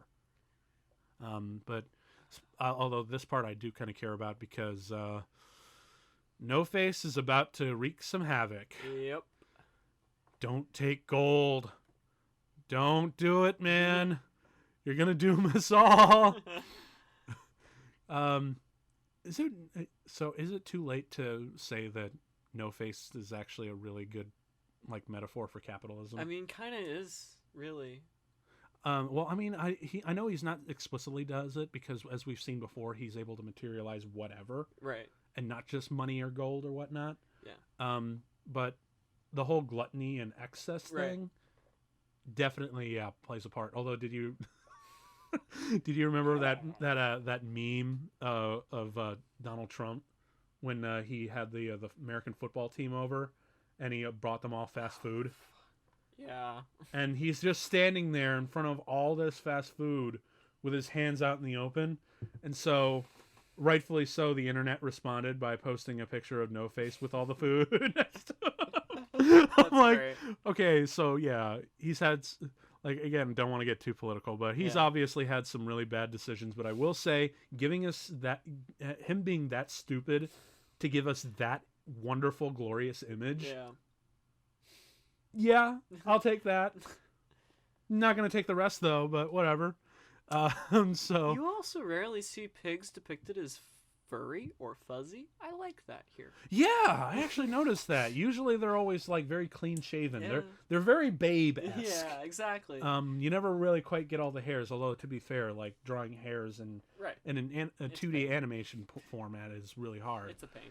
Yes, but to have that in there is just a nice little extra bit of texture, to add to the realism to it. Imagine how they feel once again engaging those other senses. Yes, exactly. And plus. Because it's not a fantasy thing. We've seen fantasy pigs in here, but they're much more realistic and much more grotesque. Right, yeah. Exaggerated grotesque. So, works really well. And, I believe, is this the part where Haku... No. That's later on in the movie, where Haku's attacked by the bird things. Oh, right, yeah. That was actually a really crazy moment, but I'll get to that when that comes there. around. Yeah. So now, obviously, the entire bathhouse is going nuts because because of No Face is just like really raking it in. Yeah. Jesus. Oh my God. And they're just looking for all the gold and serving them this. Yeah. This was the image right there. If there's ever a Japanese image for excess and right? gluttony, Absolutely. it's that. So it's good shit, man. Yeah. But yeah, so now the whole place is worked up and whatnot, and oh man, I wouldn't mind just working there just to get some of that gold. Although to be fair, doesn't it like turn into leprechaun gold, like it disappears? Yeah, I think it's revealed to be fake somehow, or turns into something worthless. I don't remember. It's been a long time. Or no, wait, I think it just turns to rocks. Yeah, that's it. I'm pretty sure that's what it was. So now I believe, this is a point where Haku's going to be coming in, and he's attacked by giant paper things. I think, is this where it is?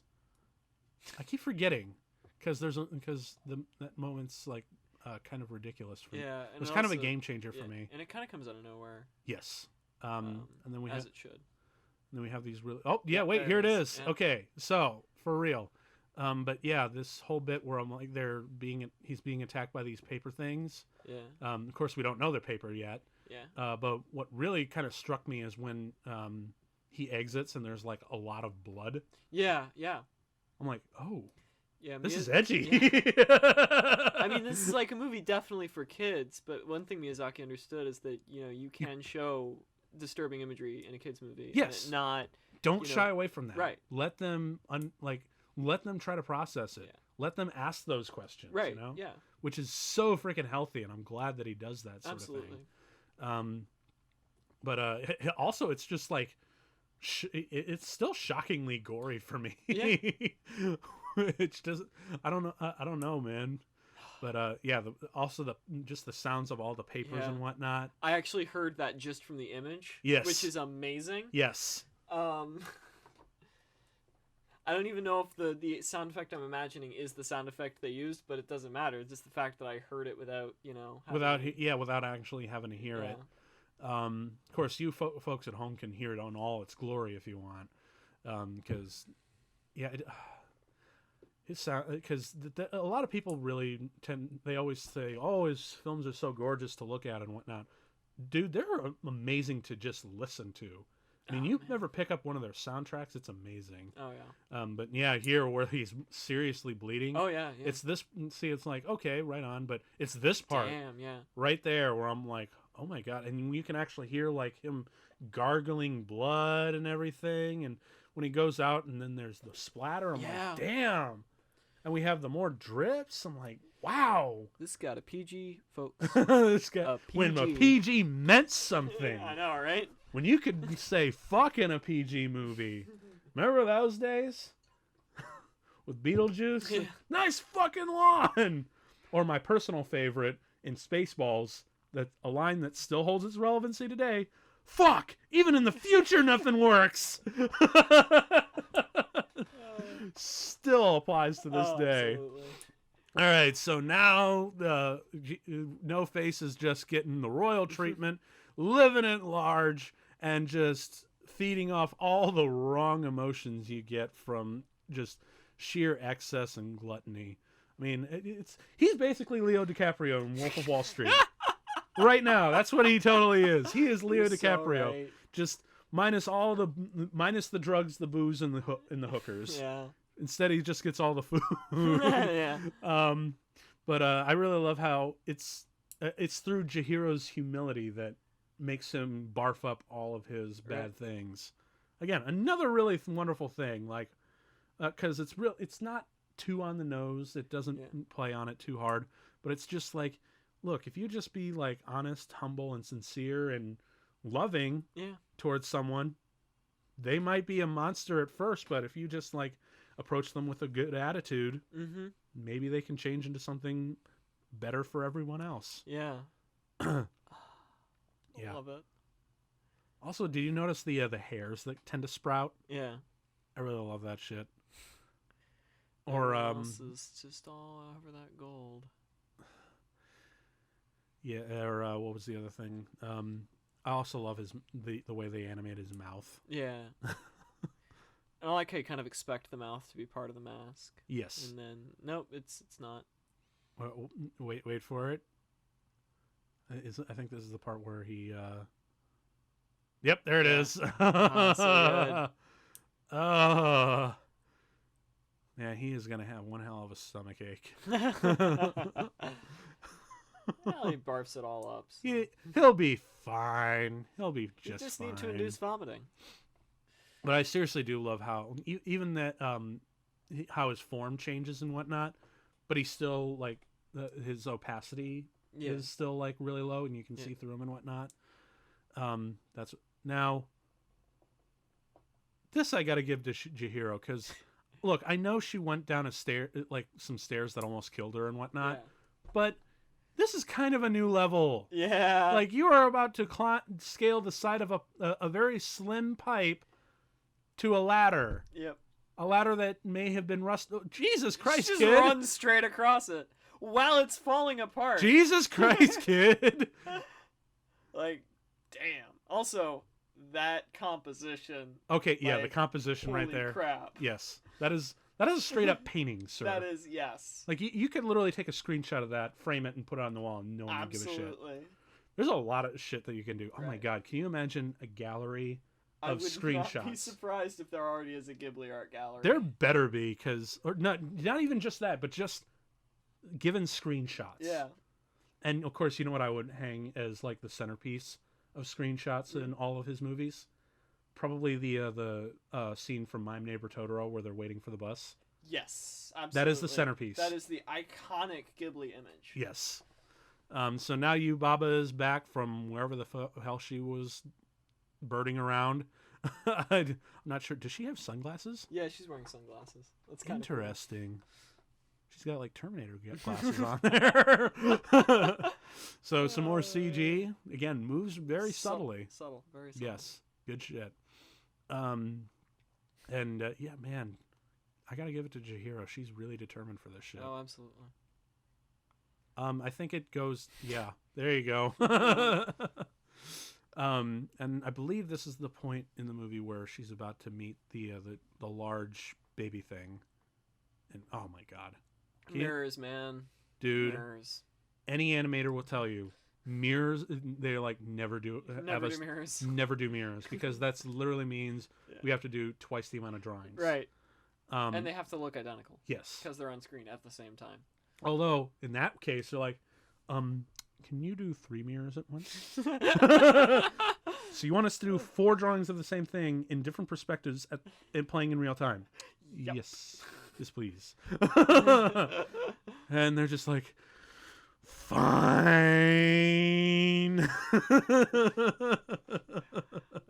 Oh man, but going back again, I swear, Yubaba's office has like the best background images of the movie. But now this is the point where she just basically tosses Haku under the bus. Yeah. Like, she does not give a shit. She's like, oh, he's bleeding and dying on the floor? Ah, fuck him. Let him bleed. I'm going to go see my oversized child. Which just makes me think, first off, who's the father? And B, how did she birth that thing? Like, look, I get there's, like, magic involved and whatnot, but seriously, how do you push a child that big out of you? That is... I don't want to be asking these questions, and yet here I am. What the hell? Did she just snog that baby, though? Because she got in there deep. Yeah. She got in there deep, man. It's a little weird. A little weird how many fucking pillows there are, man. Does that thing even have a bed, or does it just, like, nest in a vat of pillows? don't think we saw a bed, so it might just be a big old pile of pillows. Well, actually, no. I think this whole room is the bed. You notice how like all the room, it's all padded and whatnot? That's actually kind of cool. Yeah. Not going to lie. Okay, now this part seriously kind of made me uncomfortable. I don't blame you. Because just like, I think it was the point where he explicitly said, "Play with me, or I will break your arm." Yeah. Like I'm like, oh shit, this baby means business. Like this is far more intimidating than the Boss Baby. I don't know. Maybe they should have gotten Alec Baldwin to voice this. Oh my god! Actually, that would have made this scene a lot creepier. Yeah, a lot creepier. Has he been implicated in anything with the Me Too movement yet? Because that would make it even more uncomfortable. Oh, you're adding. This is a child, sir. Chihiro is a child. Now, now that bit right there, where he's like, "Play with me, or my mommy will come in and kill you." Yeah. Like, damn. She's been reading her Grimm's fairy tales for bedtime, you know? Yeah. Because I'm like, damn, that baby is nuts. Although I do love that, like germs. Yeah. Like, bitch, what are you gonna do? Okay, so now, were they eating him? I almost think they were, but I get the feeling if I looked a little more into the folkloric roots of these heads, I'd be able to figure that out a little better. But I don't know. It's something I've like heard of like once. Right. So I don't really remember. Damn. Okay, for real, straight up. No, they were pushing him. Right? Okay, that's it. But no, straight up, like that raven pecking her out. Yeah. That's straight out of Grimm's fairy tales. It totally is. Absolutely. Yeah. So you know, I guess maybe she does have some like. There's the library, so maybe she's been reading her child Grimm's fairy tales before bed, because like. And there's nothing more scary than a child threatening to cry. I know, right? Especially a child like that. Jesus. Oh, yeah, and I love this. Shut your big mouth. And then I really love what she... so, yeah, at first we're like, oh, shit, it's Yubaba. Yeah. What the hell's going on? But it's totally not. It's Zeniba, the twin sister, who... For some... Okay, actually, I want... Now, that's a really cool transformation. And also, another really adorable Ghibli image. Yes. I love that... I love body matches your brain. I do love... or what she turns the raven into, like a little burb with the cute... Yeah. I do love that he knows when to use his cartoon sounds. Like right, yeah. Because, like, I remember in Totoro, when he scurries up there, he's got that little... Yeah. Like, sound effect you would hear in Scooby-Doo and whatnot. Yeah. So he knows when to use his cartoon Definitely, sounds. Yeah. If you tell anyone else, will rip your mouth out. That's terrifying. Oh, that's good. So, anyway, yeah, so now, one of the things that I've been wondering is, like, at least just now, is there a way to differentiate Yubaba from Zeniba? I seem to remember something about there being a difference between the two, but I don't. If I had to place it now, it would probably be her rings. Yeah, that might be it. Is the brooch gem the same color? Yes, that I do remember. Okay. That is the same color. That would have been my guess. Yeah, I don't know whether or not it's the rings that differentiate them, or if they're just drawn exactly alike. I mean, Lord knows Miyazaki. Everyone was probably begging Miyazaki to be drawing them the same. Like, oh, thank God they're exactly look alike, so we don't have to worry about a design. Yeah. But I don't know. Maybe it was the rings or not. I'd have to look at like side by side screenshots in order to know. And yeah, those two are so freaking adorable. They are cute. Oh, this, like, we still got like a shitload of blood. Oh, damn. A paper cut. And going all the way down from the top floor to the boiler room, man. That's a long fall. And remember, this is a magic bathhouse, so who knows how the architecture works in this thing, you know? Yep. Although it's kind of amazing that they didn't fall just straight into the fire. Yeah. Wouldn't that be a way?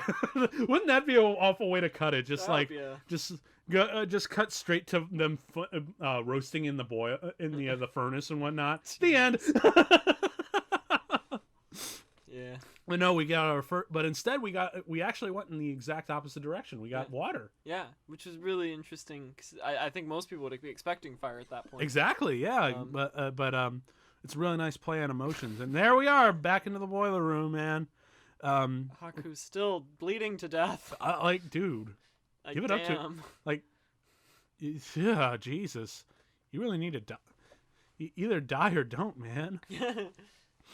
But either way, I do love what I love the way they animate him. Yeah, he looks like a rabid dog. Yeah, and if I remember correctly, they actually did do some send some footage from a vet to get the way that his mouth moves just correctly, especially when she's about to put the seed in here.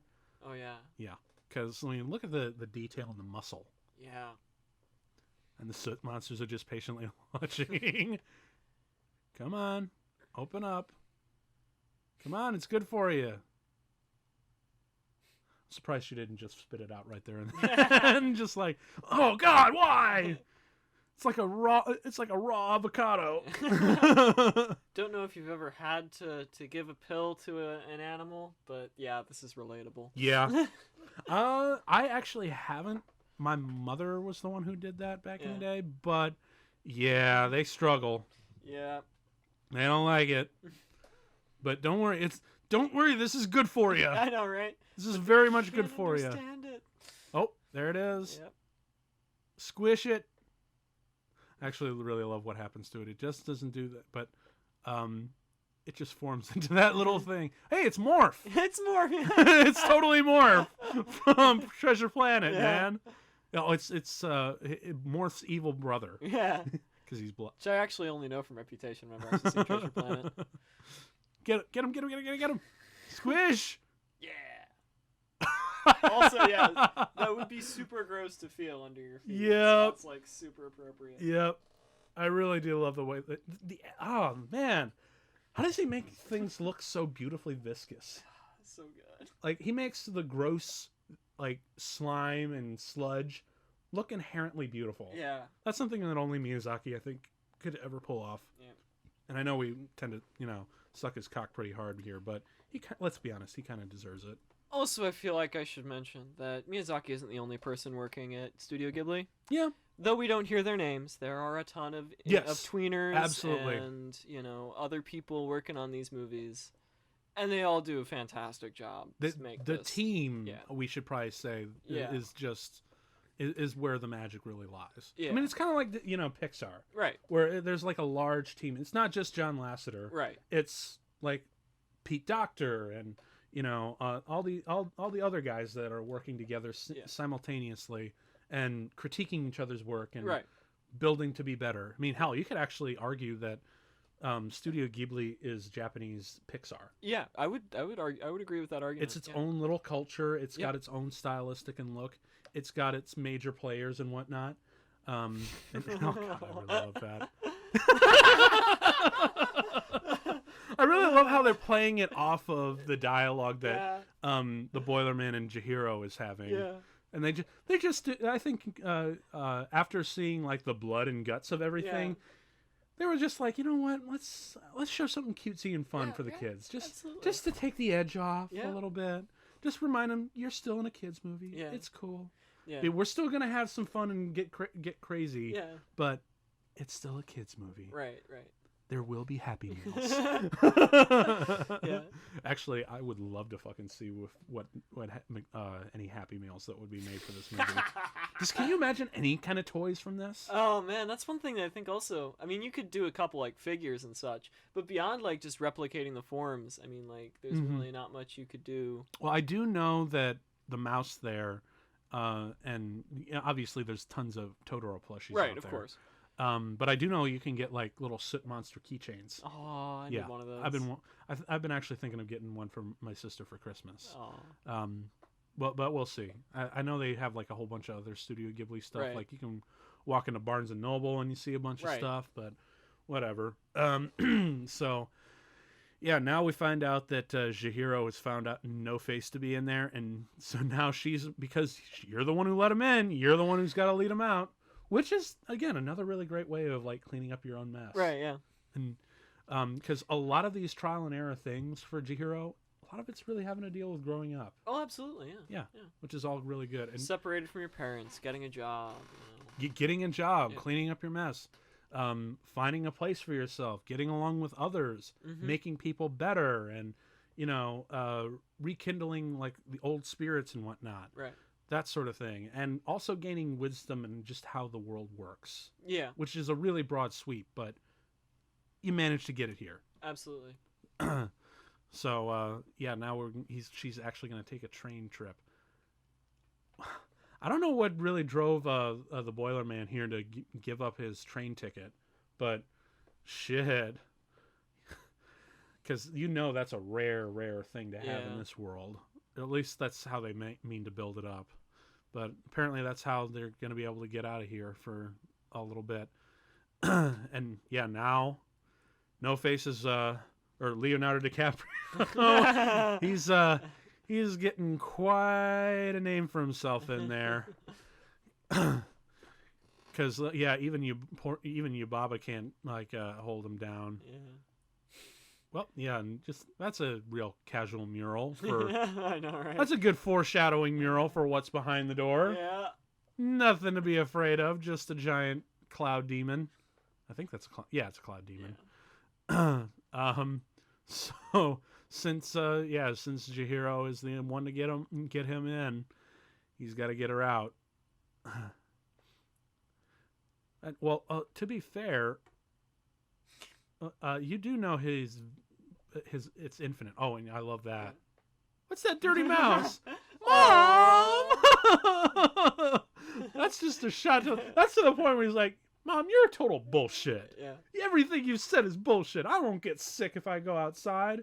I can be cool. Like, everything, he's turning into a teenager now. Yeah. Like, you're bullshit. I want a soda. So I kept an eye on Yubaba's rings. They are different. Oh, they are. Rings. Right on. Because, see, I would have only noticed that from, like, a side-by-side screenshot. Look at the design of that thing, man.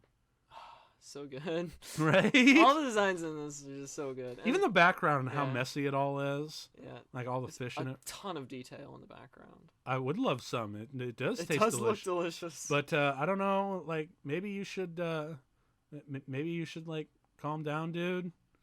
It's all good. Wow, she is stone face right there. Like fucking fucking finksing it. Yeah. Oh, he's not having any of that. Oh, hell nah. Ooh. Oh, hell nah. Y'all I come in here and I give you all work and you just gonna come at me like that? No. No. But I do like how he's kind of still hurting inside despite all that. You get a lot of empathy for Ghibli's antagonists. Even No Face isn't really an antagonist, but kind of is for this part of the film. Yeah. Oh, damn. But I mean, like, probably the least empathy you get is for Yubaba, but I mean, like, even then there's a little bit. Yeah, because, again, she's just running a bathhouse. Right. She's running a business. And she's also taking care of a lot of people doing so. So you can understand why she's a little bit crankier than most. Right. But here, it's like, dude, you're just... You can actually look at this as like a friend going down a really bad path. Yeah. And you're just like, dude, you're not okay. Yeah. Let me come and help you. Oh, man. So, I think I know where South Park got its shit out of its mouth thing. Like, so what I'm getting from this is, in case of capitalism, induce vomiting. Oh God! Now I'm not feeling so good.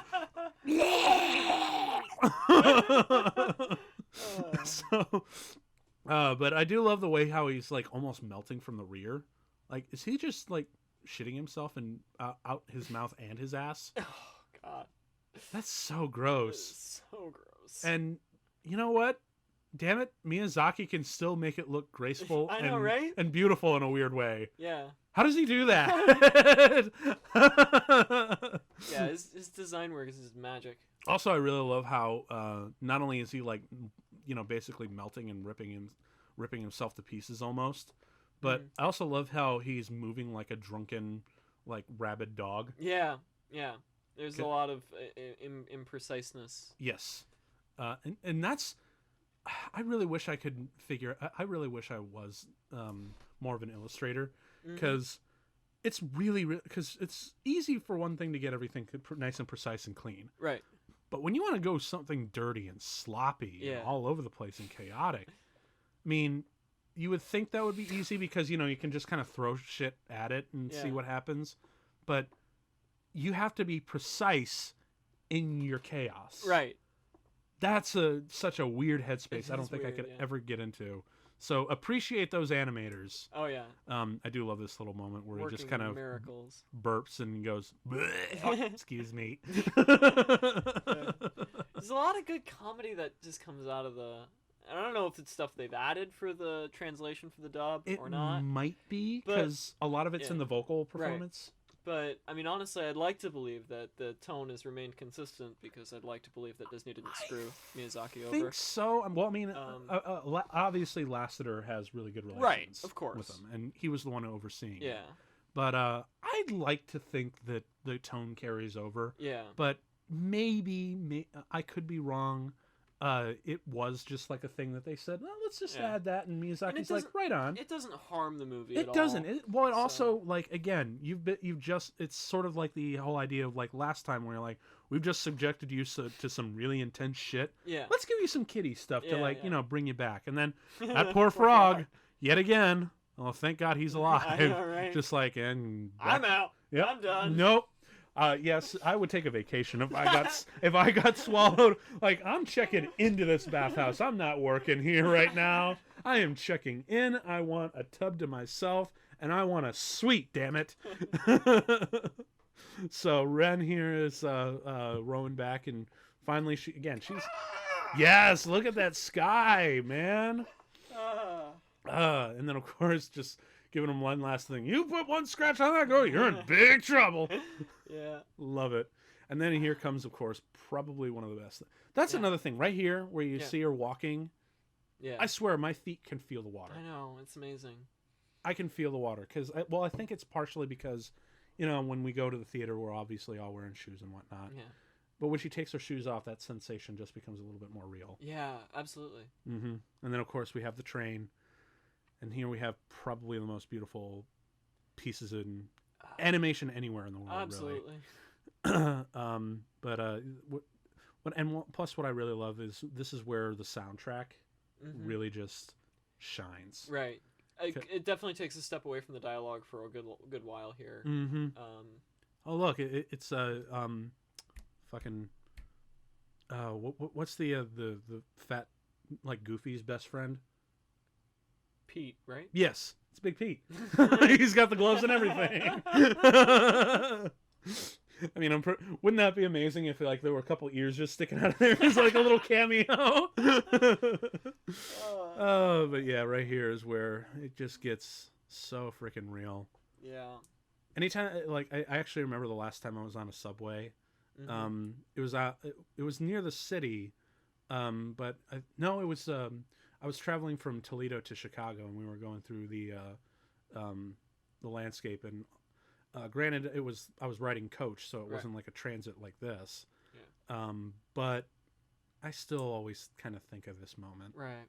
Because, and honestly, I'm pretty sure if we actually do move to a more public-based transit society and have more trains running through the country and whatnot, this is all I'm going to think about. I know, right? Ever.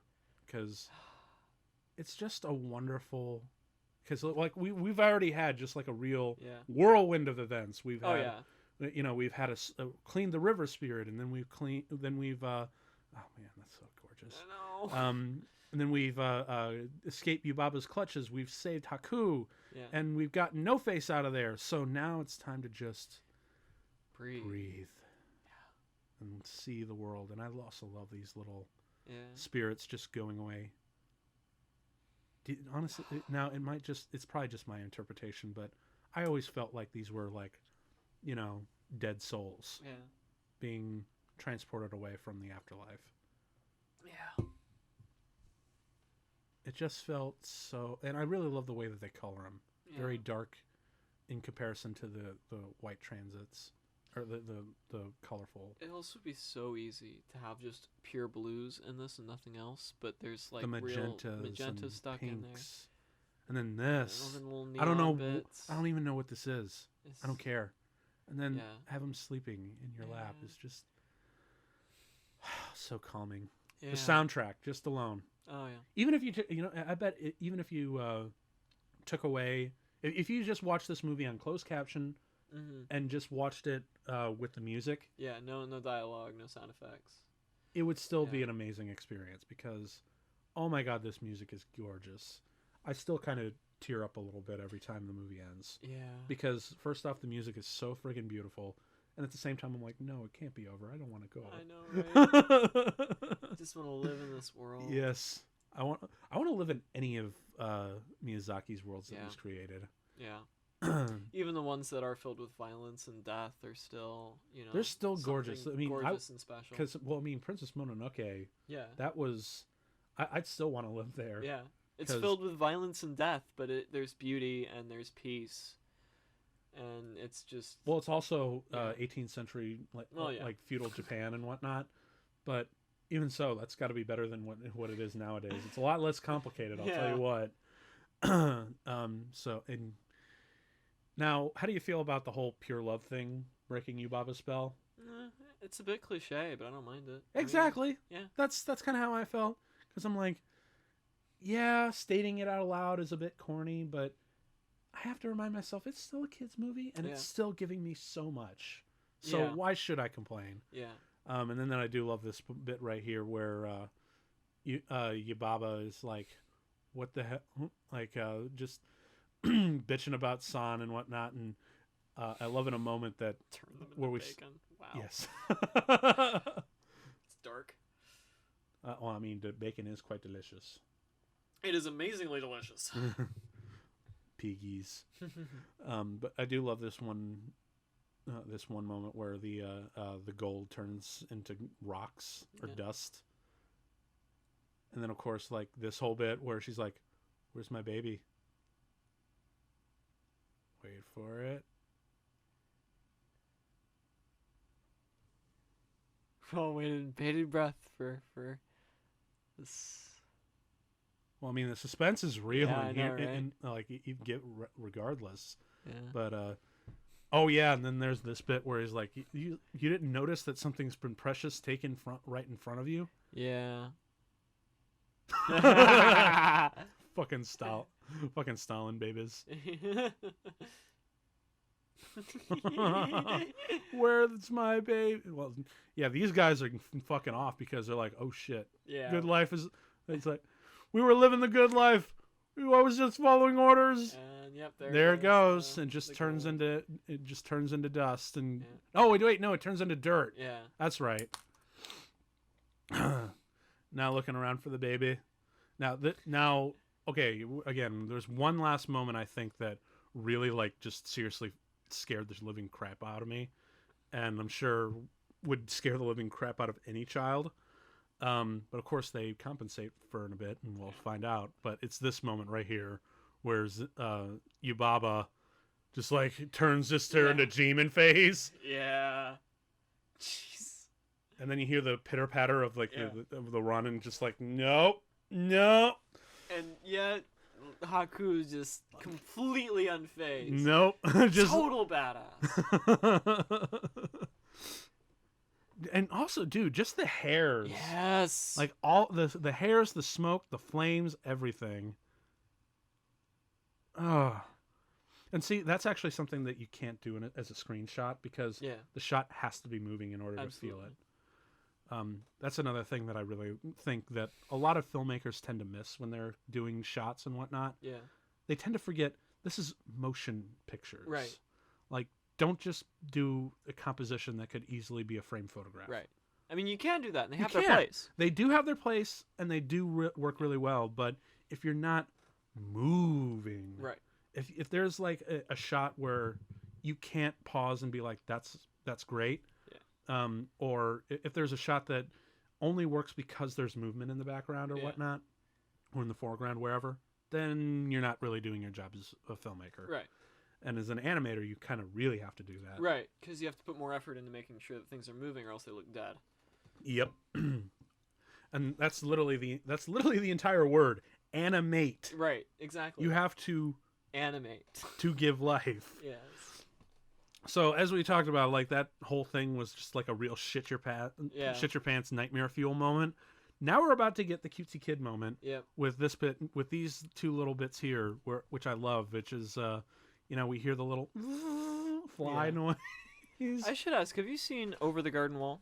I have not. I need to so bad. Absolutely need to. I've heard nothing but good things about it. When I saw Over the Garden Wall, it reminded me very much of the coming sequence, especially with Sen and No Face meeting Zeniba proper, and a lot of the outdoor forest locations here. Yeah. Just falling down. Tired of dragging your fat ass around. Whatever, I'll walk. It's adorable. And I do love this little bit right here, where he's like, "You can ride on my shoulder," but he just like nope, no way. Independence. But she's cool with it. Yeah. That's what's really nice about it. Is like she's like, she doesn't. He's like, he comes off as really smug there, but she's like, but she gets it. He's like, he wants to be his own thing. And then we have another really just like WTF moment. Yep. Like, all right, it's a lamp with a glove for a foot. Why not? All right, we'll go with it. But apparently, because Lasseter and Miyazaki are such good friends, that is literally straight up an homage to the Pixar logo. That's awesome. Like, just straight up. He's like, I'm going to do a hopping lamp, too, but I'm going to do it a little bit more weird and more Japanese. Yeah. So I'm pretty sure Lasseter's just looking at him like, you cheeky fucker. That's great. But again, that's just like another really kiddie moment to bring you back from the nightmare fuel. That's a really good way to pace your movies out. Oh yeah. Like, scare the shit out of your audience with some nightmare fuel, and then bring them back with something calm and relaxing, or just kind of silly and whimsical. And I think that's what caused the pushback against all those darker 80s kids movies.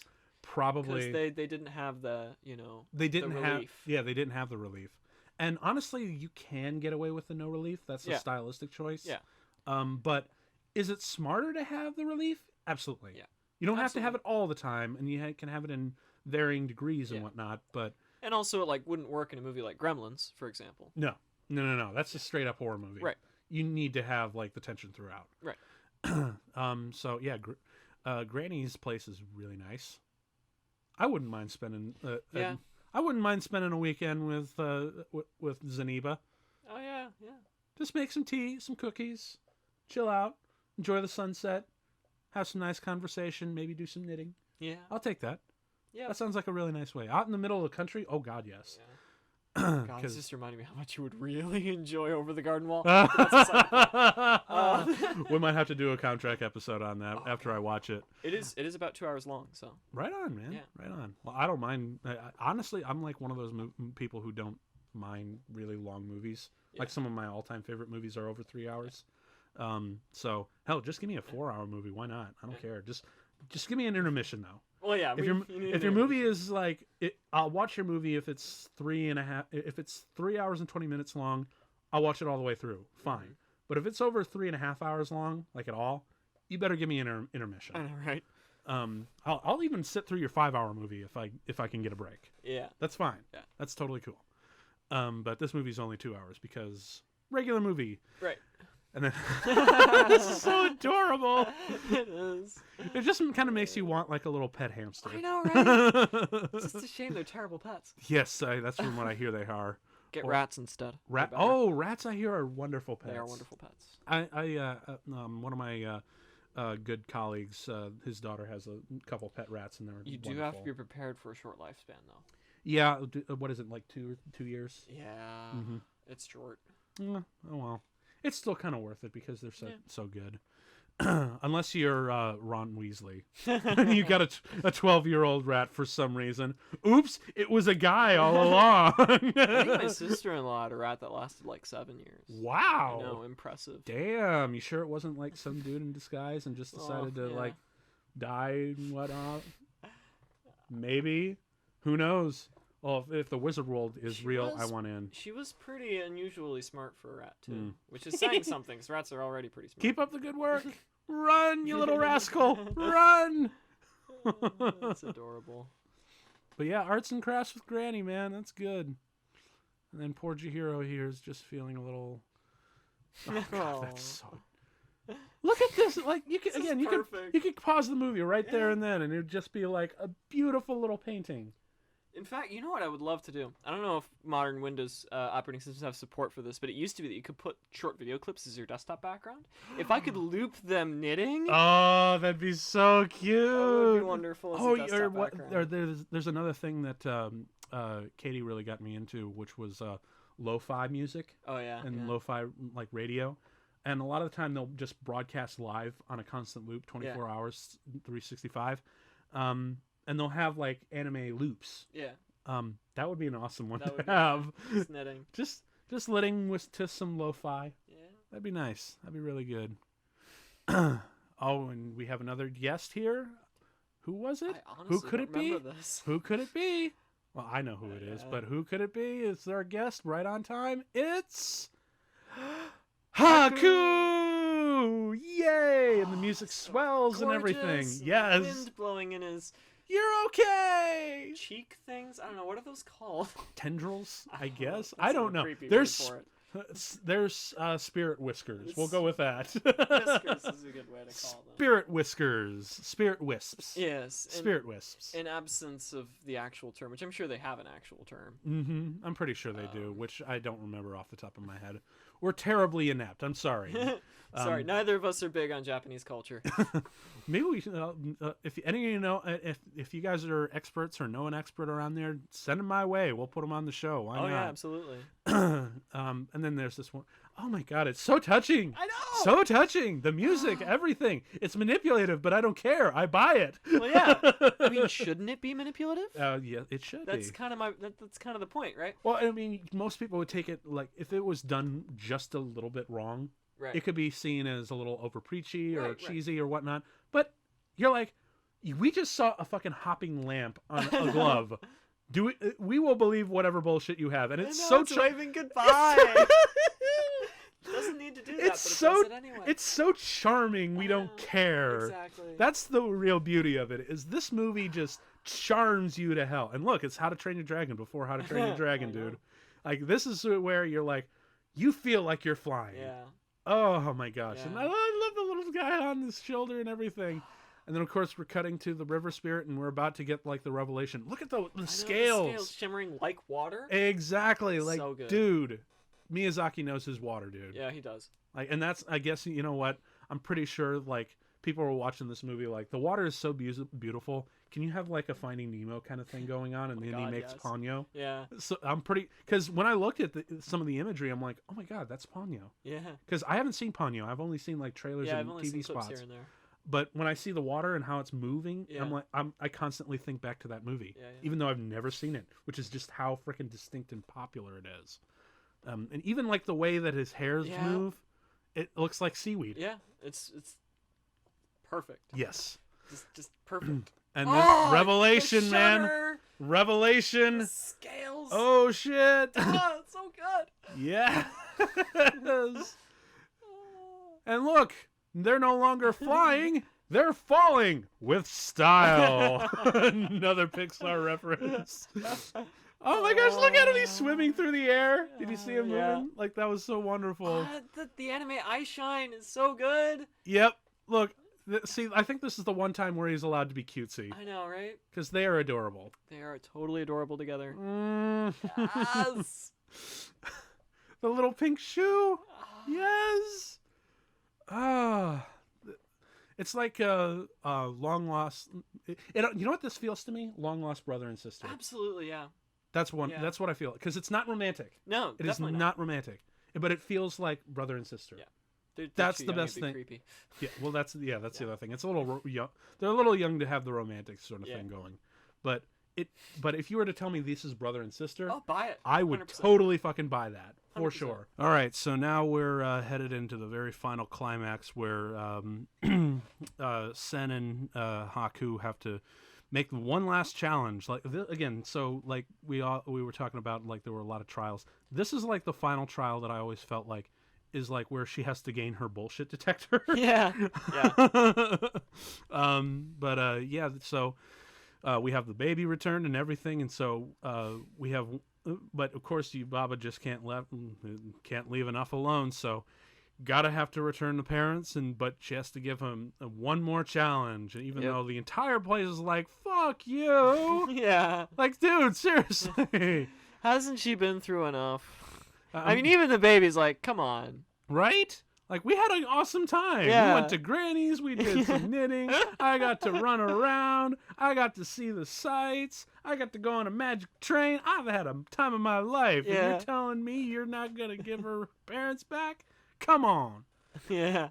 But I even love how Sen's like, I'll do it. Yeah. Bring it. Yeah. I mean, she's gotten this far. She's gotten, like, from the beginning, like, she was just this, like, scared little thing. And to be fair, like, who wouldn't be? I know, right? But, like, now she's got some big old lady balls. Yeah. But yeah, it's a really great way to, like, see the trials of life. Yeah. And also you can sort of see this as, like, after you've grown up with your parents, you get a different perspective on them when you're an adult and actually have context for how other adults behave. Yes. So you just kind of actually see your parents for who they really are. And you could actually say that, take that quite literally right here when she's like, which one of these are your parents? Exactly, yeah. And when you look and you're like, these aren't my parents. Yeah, yeah. Which I actually really love that outcome. Yeah. Like, none of these are my parents. Right. Like, I'm like, dude, that's awesome. Yeah. Because that's exactly the kind of thing that Yubaba would do. Yeah. You know, it's all in character and it all feels correct. But but this movie is a real, like, great coming of age. Absolutely. In a weird way, it's actually even better than Lewis Carroll. Yeah, well, Lewis Carroll is a lot of just nonsense for the sake of nonsense. Yeah, exactly. He like Alice in Wonderland, if the original story, that was basically an awesome drug trip. Right, right. This is an awesome drug trip and a multi-layered, like, coming of age story layered on top. Yeah. So when everything is this colorful and bright and just so charming, right? Yeah. It's hard to like turn away from this movie. So now we're going back through the shops and through. Oh my god. Yeah. Oh my god. Oh, we're getting back to just scenery porn.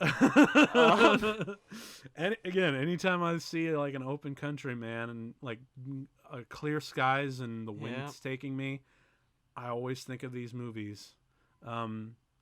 But even the wind, that's another thing that really just, because I can feel it. Yeah. It's something that, adds an extra sensual feeling to the audience. And I also love the whole idea that you can't look back. Yeah. I mean, that's rooted like back in Greek folklore. Yes. Oh my god. Yes. Yeah, I know. I want to be there. So bad. I just see it's where I want, like, anytime there's a really beautiful day out, I want to go outside on a day like this. Yeah. Just go on a hike, enjoy the scenery, maybe have a picnic. Yeah. Well, it's the summer, folks, so if you guys want to do that right, like, after the movie's wrapped up, do it, man. Yeah. If you got the time. Absolutely. Get some nice loved ones and whatnot. Don't want to miss the movies. They're the movers. The movers. Yes. I misread that. So now she really tempted to look back, and I actually would have wondered what happened if she did. Yeah. Because although what I really do love about this sequence is right here. Look at that animation. I know. Yes. I think that was animated on ones. Yeah. Yeah, unlike the whole rest of the. Mm-hmm. Yeah, that looked like it was animated on ones. If I remember correctly, this is literally a mirror shot of them coming into the entrance. Yeah, it's the exact same shot. Exact same posing there too on same Chihiro. Everything's the same. Yeah. But just reversed now, which is an awesome way to end the movie. Yeah. And then there's this part that just fucks with my head. I know, right? Constantly. It's dusty inside. Yeah. How long have they been there? We don't know. How long? What year is it?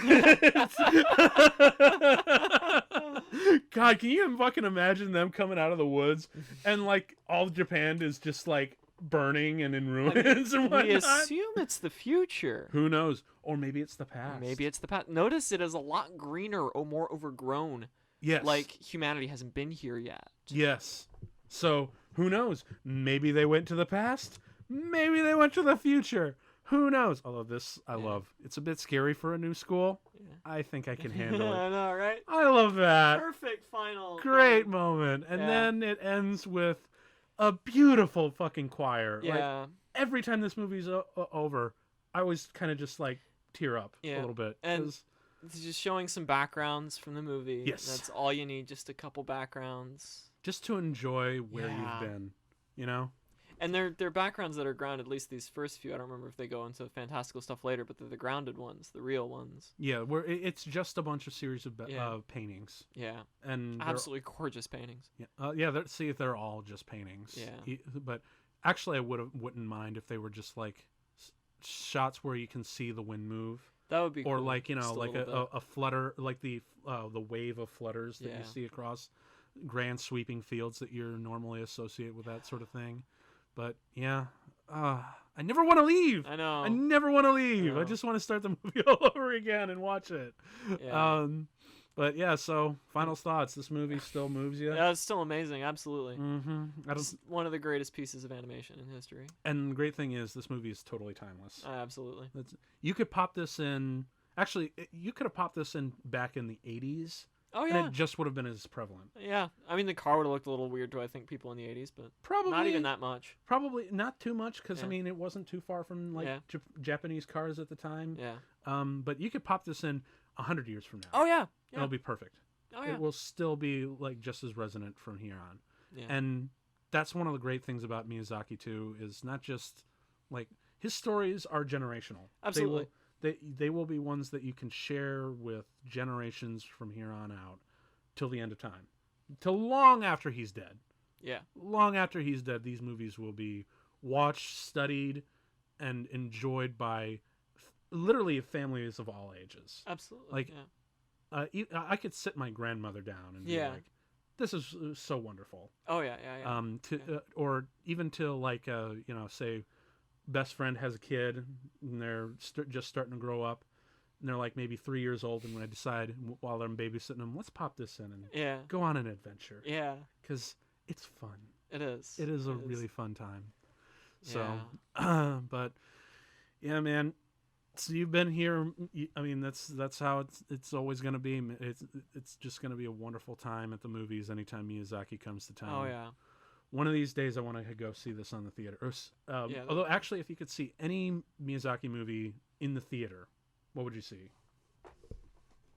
Yeah, it's a tough question. That is a tough question. It's a tie between this and Mononoke. Honestly, even though I have already seen it in the theater, I think that seeing Howl's Moving Castle, because that is one of the bigger scale movies that he's done. I mean, you have like these massive war scenes, and you have the castle itself, which is an amazing spectacle. Oh, the castle itself. That was a really amazing experience, and I mean, because generally when I look for a theater experiences, I look for the scale. Yes. Because that's why I would want to see a movie in the theater as opposed to sitting at home where I can, you know, view it on my terms. As big as even if you have like a big ass projector, it's still not quite the same. Right. Especially the communal experience of it. So of the ones that I've seen, that's the one that I think is best in a theater experience. Although I think that Nausicaa probably also has that kind of epic feel, large epic feel. I wouldn't mind seeing that there too. And then there's our very final end. Yeah. Oh, I don't ever want to go away. No more. Yeah. Your movies. Can we have like a 4-hour version, please? Just like forever. I want to stay. And then, but as far as like movies that he's done, Mononoke is probably the one that I go to because it's his most adult. It's his big. It's probably one of his more bigger on scale, and it's just got a fantastic message. Like it truly feels like an actual epic. Right. Like and honestly, you know what? I think I can actually sum it up. Princess Mononoke is if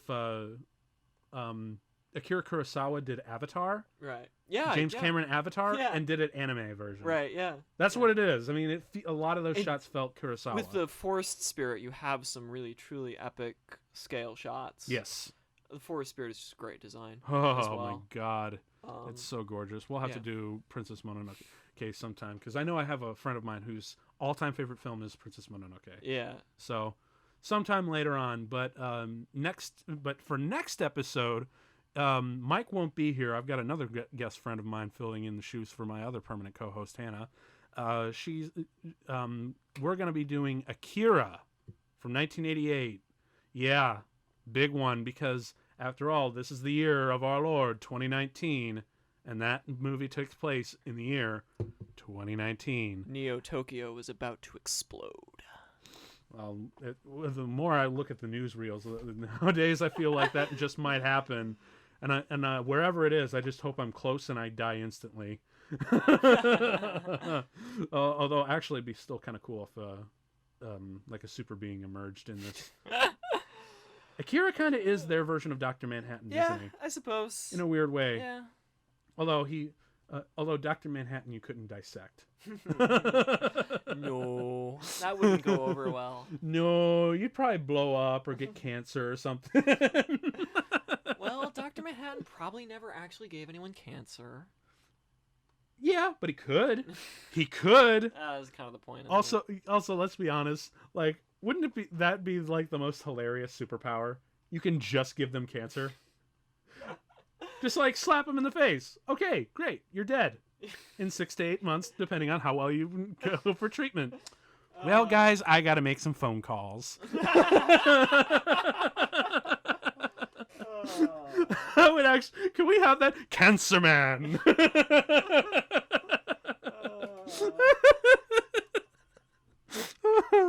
Well, as much as Cancer Man would be fun, I don't think it would nearly be as fun as Florida Man. Probably not. Florida Man! Inc. Just some crazy guy. Well, that's it for this episode. Be sure to check us out on Facebook and spread the word, man, because we want to get some more viewers and listeners. So, because that's what we're here about, man, is just keeping you guys company while you watch the movies. Because here you'll never have to watch a movie alone again.